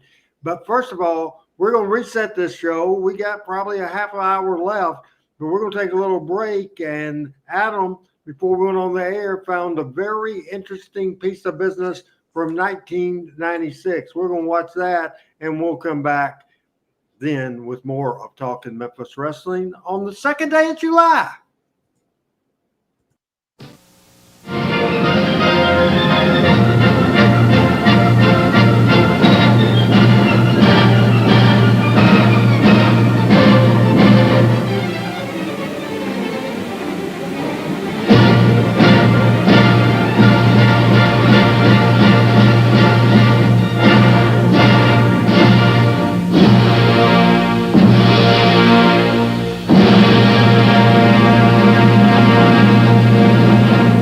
What a promo that was. Real quick, what do you think, Chris? Oh, I loved it. That's great. I had 2 or 3. I saw BC on there, and I actually worked on a card with him one time, so it brought back a memory of that for sure. Pat? Never saw that before. Love that. Pat or Michael? Clip. Love the fact that MC had a #1 show on Saturday morning and promoted the bejesus out of it during the week. Kudos to that TV station. The next thing we're going to do, it's about a 20-minute match, maybe the last one that we show on this program for sure. It's going to be USWA night to remember. It's 33 minutes into the match, and so we got to do this. And this is one of my favorite angles programs, feuds that I ever booked, and it started at A Night to Remember, as Adam will cue it up to 33 minutes into the match. It was the Night to Remember. It was a Memphis Memories type of event at the Louisville Gardens. It was a near sellout in 1995. Started the night with just a fantastic. We may have a little issues finding the right spot in the match, but we'll play with this. This is a hell of a match. The best tag team match in years and years and years. It helped get PG over another step after coming off a money drawing feud with Tommy Rich and Doug Gilbert. We showed this on Talking Memphis Wrestling before. One of my favorite matches. Corey Macklin, Lance Russell, both in Louisville, Kentucky that night. It was a great, great night, main evented by a 10-man Best of Louisville match. We had Joe LeDuc against Jerry Lawler, and we also had the fabulous ones against Tommy Rich and Doug Gilbert, and we're going to see how close we are right now. And we're pretty dang close. Man, Adam's good. If we go to this, watch this one. 60-minute time limit extension USWA Tag Team Title out. One fall, the 60-minute time limit, Bill Rush.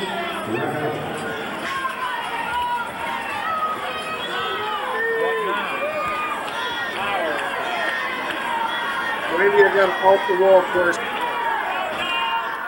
Okay. How did Bill Rush become the referee? What did he do for a real job? Say that again. How did Bill Rush become the referee, and what did he do for a real job? I don't remember. I'm sorry. I just don't remember. Do you know? Because it was Calhoun and Paul Morton forever and ever and ever, then Paul Neighbors, and then Bill Rush. I seem to remember hearing that he worked on Covington Pike at one of the car dealerships, maybe in the parts department or something. I remember Jerry Bryant worked in the parts department for Covington Pike. So maybe They might have known each other. that's I've heard that. Robert Gibson, Wolfie D, and Robert starting out. This son of a gun should be a scorcher. As beautiful. Who was the second in the ring of the Rock and Roll Express? The girl with a ton of hair. With all of their carrying on, the hubcaps, the hood talk, and all of that, let me tell you, these guys can wrestle. Obviously, I You know don't what I have mean, to make guys, any about the fake conversation steel about with the the Rock Louisville and Roll Gardens. They had a Express. shot of it just then. Yeah, it had like a drop ceiling. Yeah, and it was that acoustic tile in there. Yeah. It really made that. It made that place loud. It made the crowd and everything in there a lot warmer and a lot brighter. Some people say, well, they're in the twilight. Get out of here. I guess Randy stepped away, but I'm wondering who the second is. The girl that's in the corner of Ricky and Robert. I can't tell. She's something to do with Ricky. I'll think of her name in just a minute. Of course it is. And Andrea was her name. Was that number 7 or number 8? That week? At PG-13. That night. Randy said 10. Was it Cornette that did it? Was that Cornette that did it? Kerry Morton and Whit Morton's current wife. Is it So that Cornette was that last, said Ricky Morton had more stats going through the ring than most guys got after the show? Well, you hear it quite often, Oh, Lance. the last time I saw Kerry Morton work, I think it was on YouTube. I thought he worked. I thought he was tremendous, and he was a chip off the old block. But that was a while back. He wrestled in Jonesboro, him and Ricky both, this past Saturday night. Speaking of which, Randy, I was going to ask, did you go to that fan fest or whatever they had in Jonesboro? No, I don't do this business for free.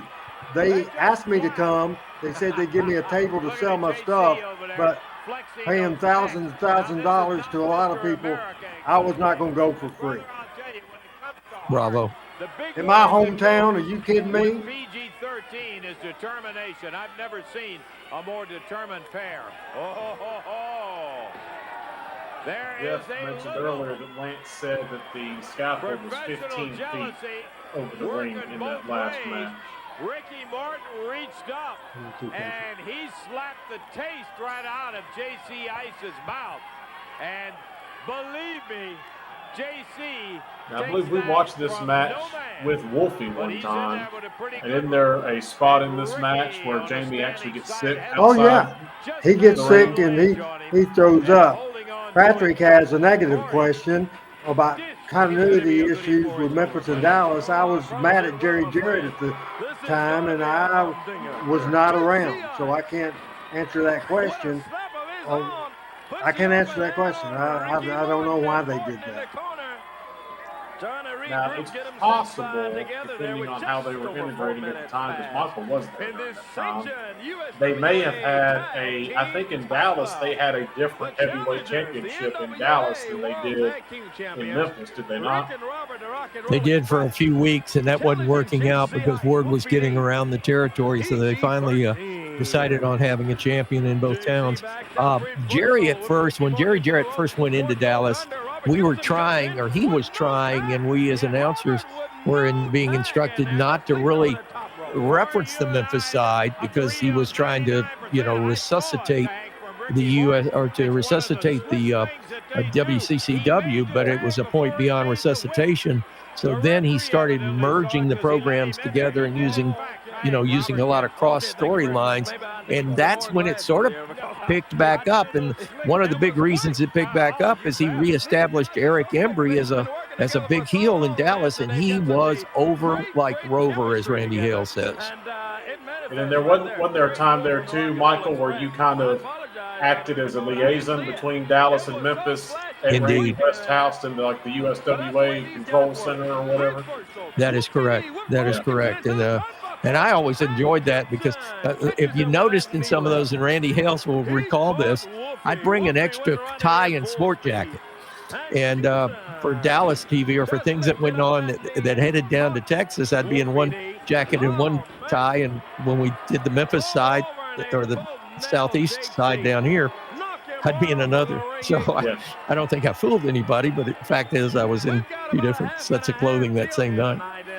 Yeah, because I remember sometimes they would be doing the Memphis TV and Dave would pitch to Dallas as if the Dallas was happening at the same time and vice versa. Exactly. You look back at that, and I think Jerry had all the right ideas and had the talent, and I think that he may have gotten a little frustrated and pulled the plug a little too early because after that, of course, with the rise of or the fall coming rather of WCW, I think it could have very, very easily captured that number 2 spot in a solid number 2 spot because it was real honest to God professional wrestling. Yeah, and you had that 4 p.m. daily ESPN time slot. Exactly. And after Jarrett shut that down, Pedicino and them had Global down there for a little while. It didn't last too long, but they kind of revamped it, and it had a little bit nicer look to it and everything, and that did well for about probably a year. I always liked Pedicino as a person, but he really got the shaft and got taken by he thought he had the money coming to him. Yeah, wasn't he like one of the original victims of like a Nigerian scheme type thing or something? Yeah, exactly. Yeah, they thought some Nigerian prince guy had all this money or something that was going to back the Global. One of the last matches that I was involved with in Dallas, we had 5 people on the announce table, and one of them was Jimmy Cornette. So you can imagine trying to get a word in edgewise. But and Pedicino had 2 of his guys, and I was there for Jerry, and Cornette was there, and I forget who the other guys was, but it was just a cluster. Yes, probably, because you had Pedicino and John Horton. What was his air name? I can't remember. Oh, Craig Johnson. Craig Johnson. That's it. That's it. This is a hell of a match we're ignoring. The Rock and Roll. I was just thinking that. Yeah, absolutely. This is the favorite thing I've ever booked in my life. And we're talking about freaking Joe Pedicino. I'll tell you what. I'll say this, Randy. I've looked watching PG-13. That was. I mean, those guys.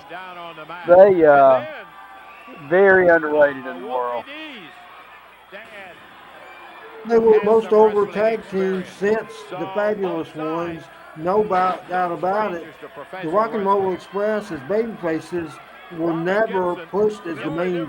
They were young guys with the new gimmick. They were never in main events, very rarely. They had one notable program with Randy Savage and Lanny Poffo that was great, and that helped led them to Mid-South, that led them to the NWA, that led them eventually to the WWE Hall of Fame.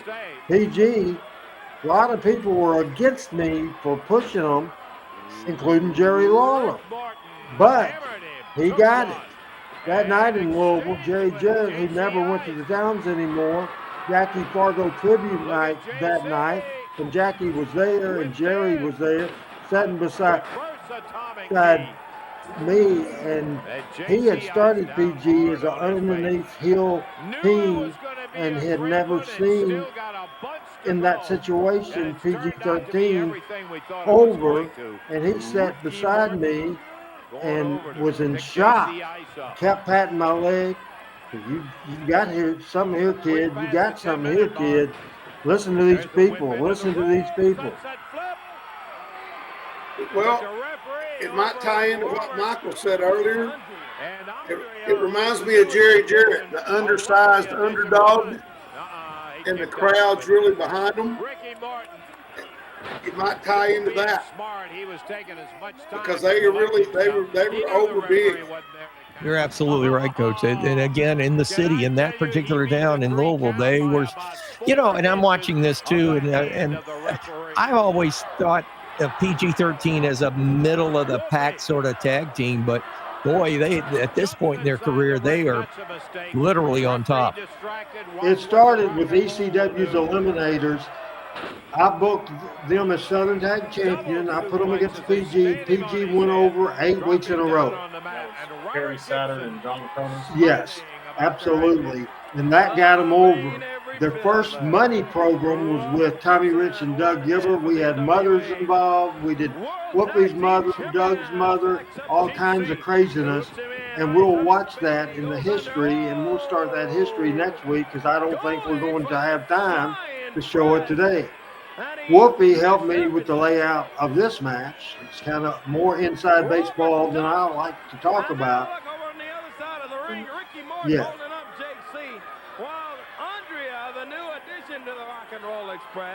You got Corey doing a arena commentary on this. He was live in Louisville with Lance. Right.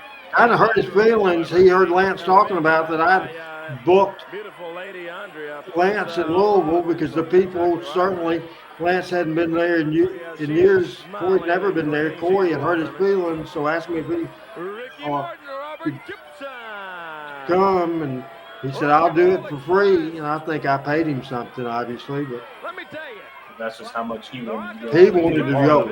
Yeah. Someone mentioned it earlier, and I see Bill Apted was ringside taking pictures. I don't remember that. It's him right there. Yep. That's not Bill Apted. That's not him? Okay. That's a guy named George. Okay. I can Or see, Greg. Something. I can see the George Rent. Well, no, I think that's a Memphis guy. He don't like me, by the way. I don't give him. Right. Well, yeah, I can see that the resemblance it does look like after, but time-wise, it looks like there. Scott, put that comment up. Whatever happened to Andrea? We mentioned earlier, Scott, I guess you went to take a poop and went around when I mentioned it, but Andrea and Ricky are still married. Andrea is the mother of Rick's youngest son, Harry Morton. And now, Ricky holding and Robert pitching. We mentioned the card that night. This match had the best reaction all night long, and you had LeDuc and Lawler, and you had the Fabs against Rich and Gilbert. You had a best of Louisville 10-man. We had Valiant. we had Bob Armstrong. This match, I wouldn't necessarily say a star-making performance because they were already stars at this point. Again, we're going to pick up with where we went from here with some great storytelling and personal issues and stuff. And we will continue to show this. We'll be heavy on PG, Smoky Mountain, USWA, rock and roll, and how this went. Interesting story. On the same night, Jim Cornette was at my apartment with his wife the same night. Jim fired Ricky Morton on the phone, then handed me for Smoky Mountain, handed me the phone, and I fired Ricky Morton from the USWA. Same night. It's not right here. No, this was later. Was that was over the first time they wrestled here. Was that over his personal issues that he was having? With Tracy Smothers. Yeah. Over Andre. We'll tell that story next week. I think that's where Jamie got sick. Jamie was sick, throwing up.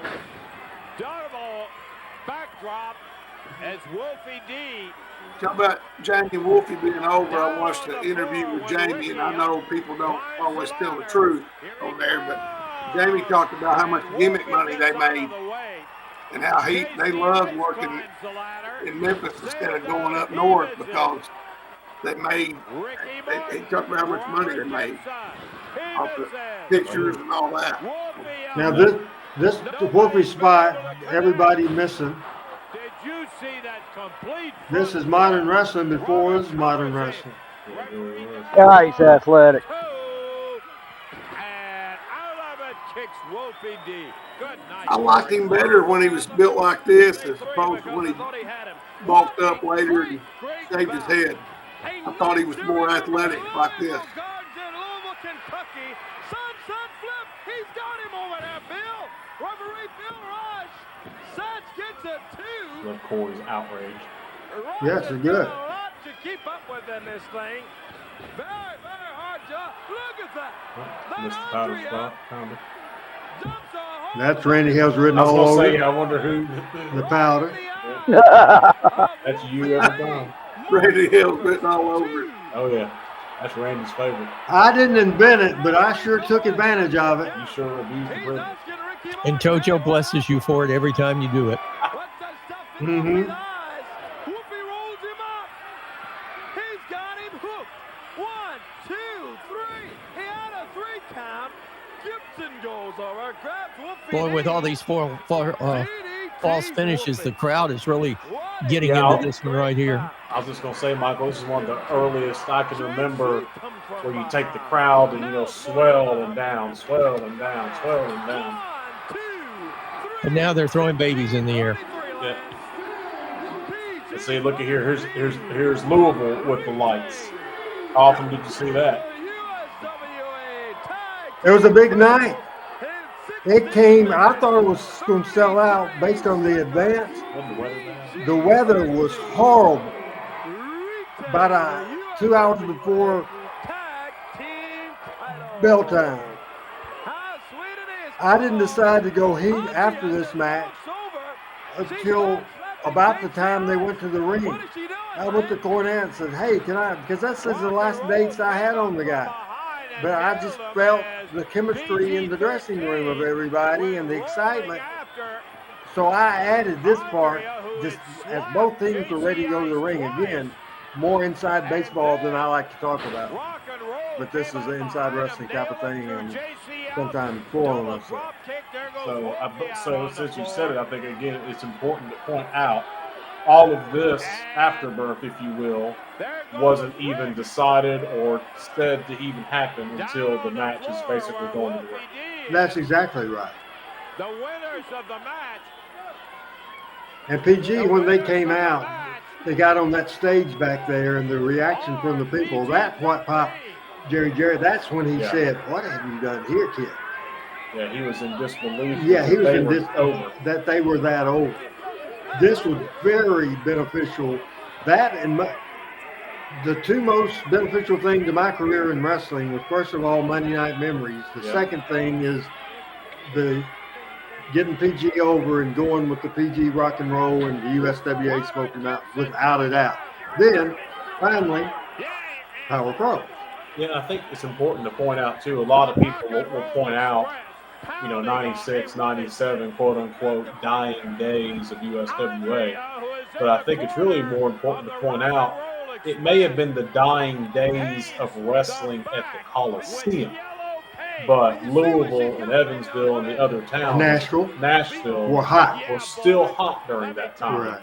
Just Memphis being Monday night, going up directly against 2 network wrestling shows on Monday night, it hurt the business on a Monday night, but the territory was still a strong territory.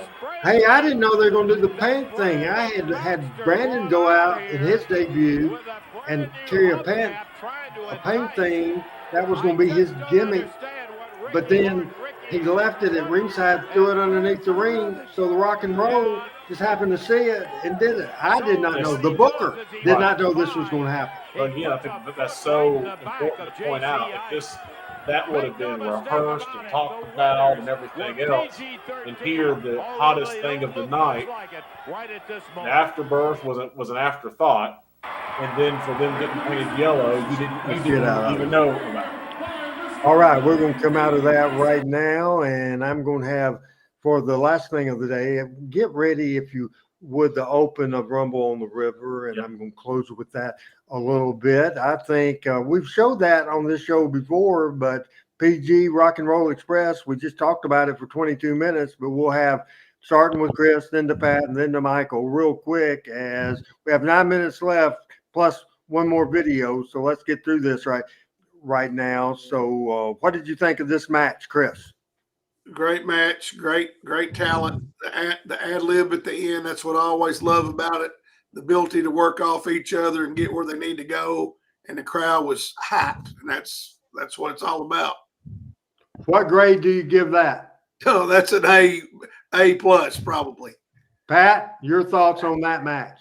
That's an A. I tell you that, yeah, it takes 2 to tango, and it takes 2 teams to tango. And the Rock and Roll Express, I guess, were 3/4 of the way through their prime years, but still as athletic as ever. And I've always thought PG-13 was a crowning achievement for you, Randy.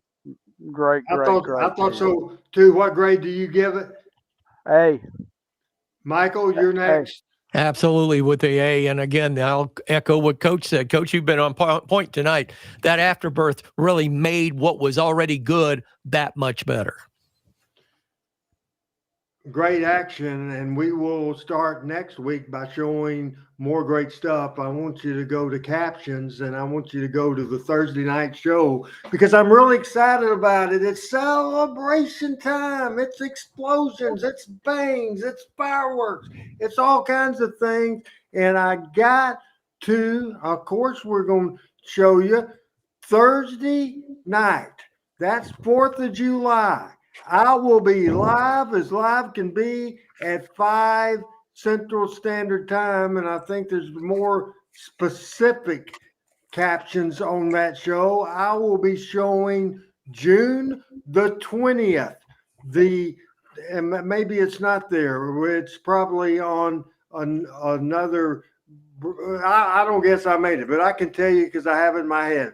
We'll be showing the go-home show of the very first Power Pro Blast Off at the Coliseum. We will show that entire go-home show the 20th of June, 1998. Then we will show June 26th, which will be the go-home show and the review show from the Blast Off at the Dome. And we will also show the great Rumble on the River, the first ever and the only time it ever happened. Prime time, WMC TV, 100,000 people there for the fireworks. Who was the concert? Cool in the Gang. JT Taylor. Cool in the Gang. JT Taylor was there. It was a big night and an hour from 7 to 8 of Power Pro Wrestling. And this is how we open the show. Watch, it gives me chills. There wasn't 100,000 people there yet, but it was coming. Let's watch. The whole thing we'll see Thursday night. The whole show starts at 5. Listen to the music. You are looking live at Tom Lee Park on the banks of the mighty Mississippi River as a part of the Stars. That's my favorite Memphis wrestling camera shot ever. Beautiful. The flag in the background, the Mississippi River.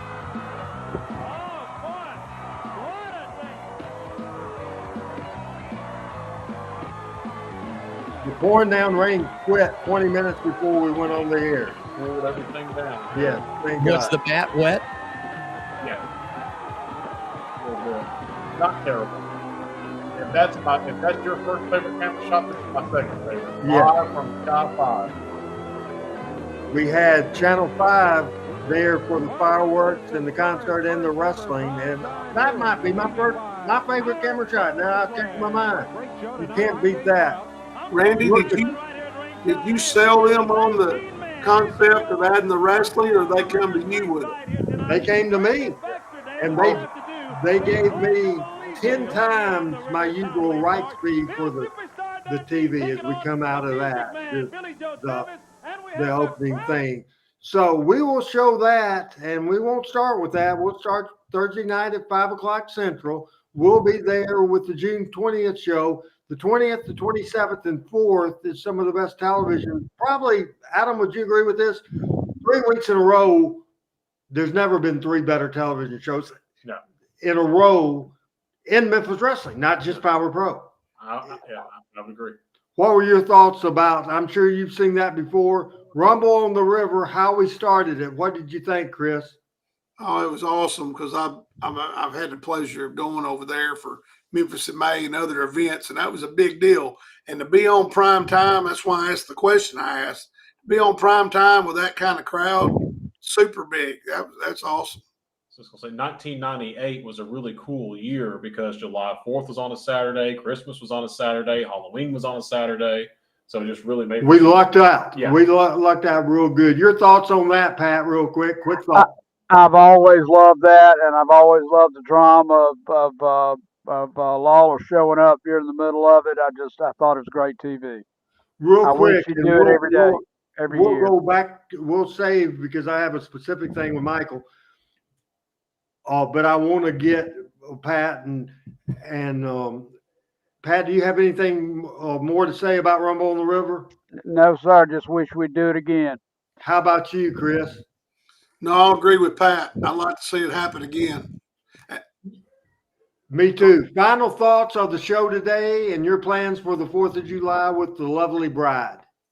I'm not going to do much because she's a federal park ranger. So July 4th at the lake is craziness. So she'll be working and I'll be hanging out doing something.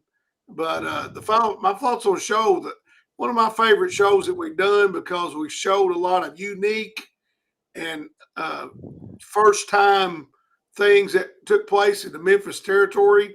And I think it's another thing that just made it special. And if you didn't have the pleasure growing up with it, man, you just missed it. That's all I can tell you. Final thoughts, right? Yes, sir. Pat, final thoughts, and good luck to you going to Scotland.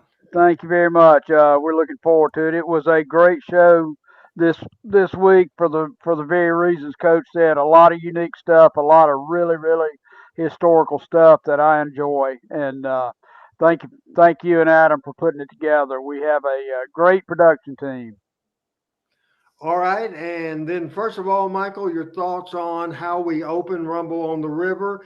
And the second thing, and if you had a first take plan and you didn't do it, and we can take Chris off the screen right here to give you the opportunity to do it. Thoughts on the Rumble. And I would like for you to do your first take, and we will remove due to his job description in real life. I'm not shooting at Chris. Thank you. I appreciate the Rumble on the River was, I'm sorry I wasn't there. I mean, that's one thing I look back in my wrestling days and say, boy, I wish I could have been there, but that was a great, and for MC Channel 5 to put that together and include you as such a big part of it is a testament to what you have done for professional wrestling. So my kudos are always there for you. 4th of July weekend, we're doing a little eat out here at the house on the 4th. We're going to shoot fireworks, which Joshua is very excited about, and then we're going to get him for 3 days. I had something that happened earlier in the week that, and I talked to you, Randy, about it, and Adam, you're aware of it, and I feel dissed, to use what the kids used to say, or mistreated. I feel like a modicum of respect that was due was passed by. And my son lives 4 houses outside of the Arab city limits, which puts him in Marshall County. The Marshall County, and Alabama is quirky and weird and stupid when it comes to this, is they years ago, and it was to help them to stem the tide of integration was the reason it was all put together. They allowed small towns to develop their own school systems. So you have Marshall County, which is a county of less than 80,000 people, with 5 school systems: Arab, Boaz, Gunnersville, Albertville, and the county system. And guess who loses out? The county system. And as a result, there's not a lot of budget. Where if it was a county-wide system, it'd be equally distributed, and I think everybody would be better, but that's my own opinion. But for 28 years, I've owned a radio station here, and I've given 1,000% back to this community, and I've always never taken a dime for it. And if somebody has an event going on and it has to do with a school or a church or a private organization, that we're always there to help. We've given away hundreds of thousands of dollars in advertising, and I'm not patting myself on the back. That's what local radio needs to do. And if they don't, they're missing their calling. But a while back, we had a superintendent here that was a real jackass, and I didn't get along with him. I wouldn't piss on him if his guts were on fire. But he retired and then went to the 7th layer of hell and became the superintendent in Hickman County, Tennessee, which lives up to its name.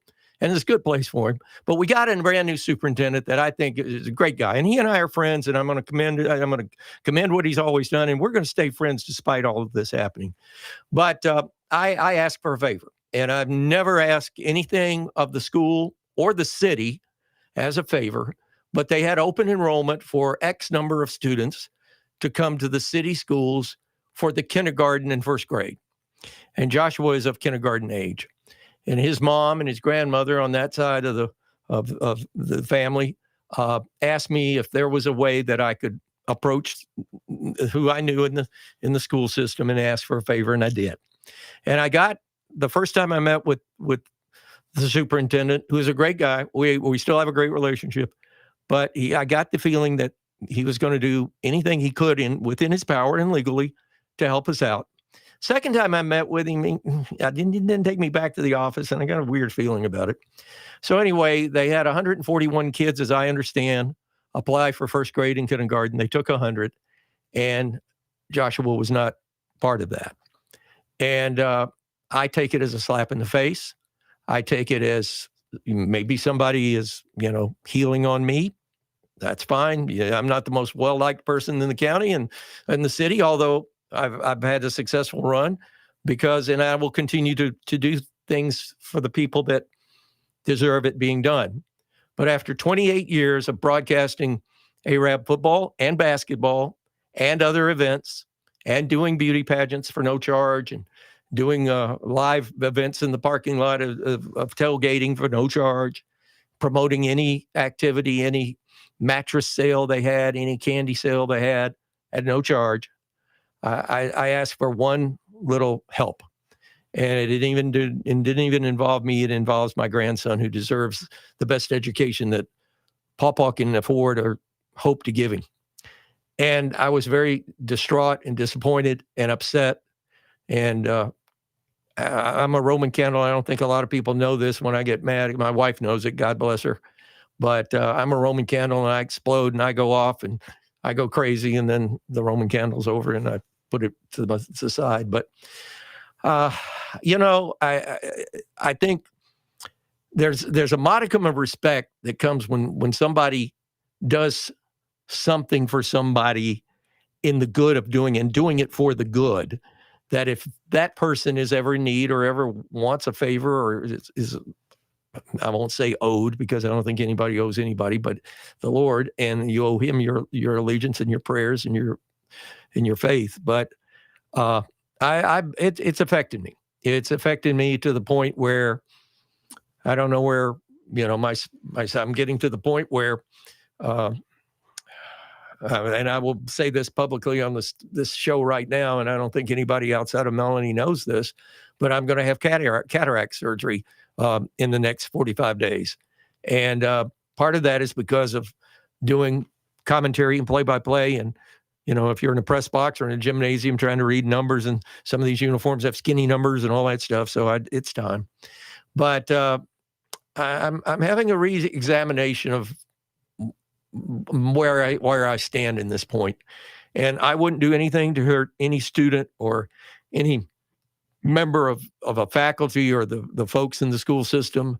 I honor them for what they do. I have a school teaching certificate that I got when I got out of Vanderbilt. I've never put it to use, but I have a lot of respect, and I honestly appreciate the job they do. So this is no way pointed at them.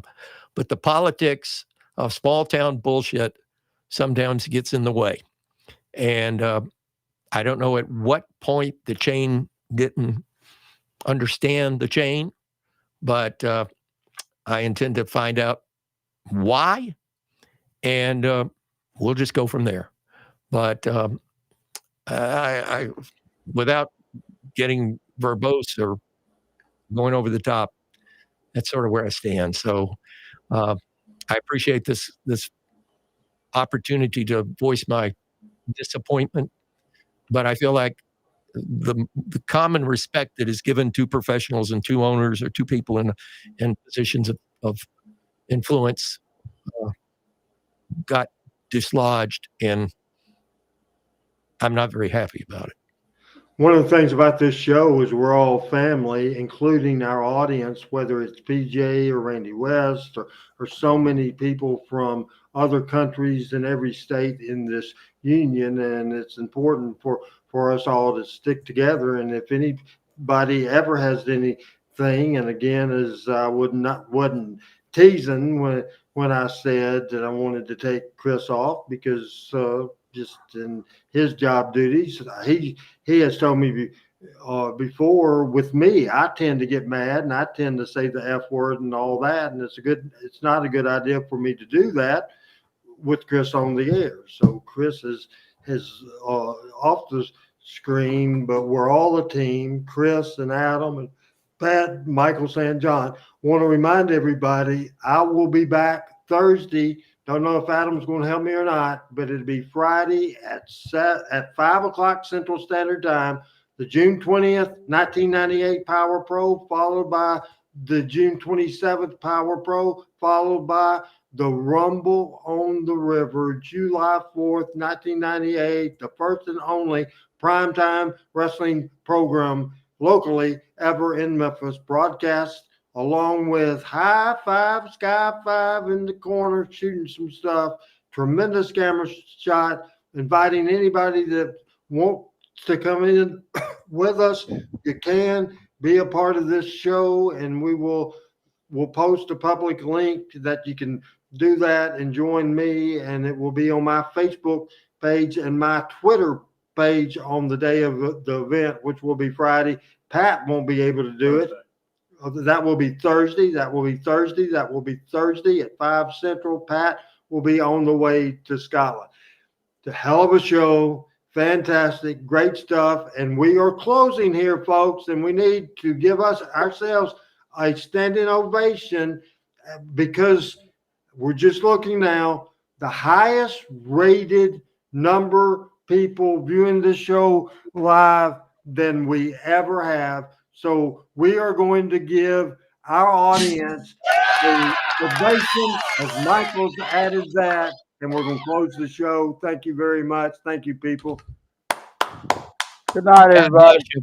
Thank God you, bless folks. y'all. Thanks for your comments. David, thank you for the comment. Appreciate it. Love you guys. Love you, Randy. Safe travels, Pat. Looking forward to the stories coming home.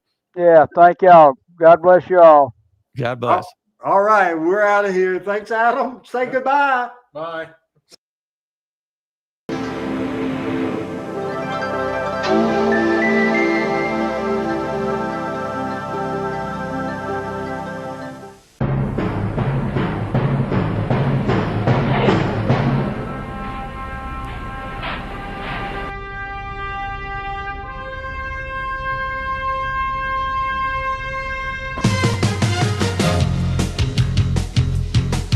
Talking Memphis Wrestling with Randy Hales and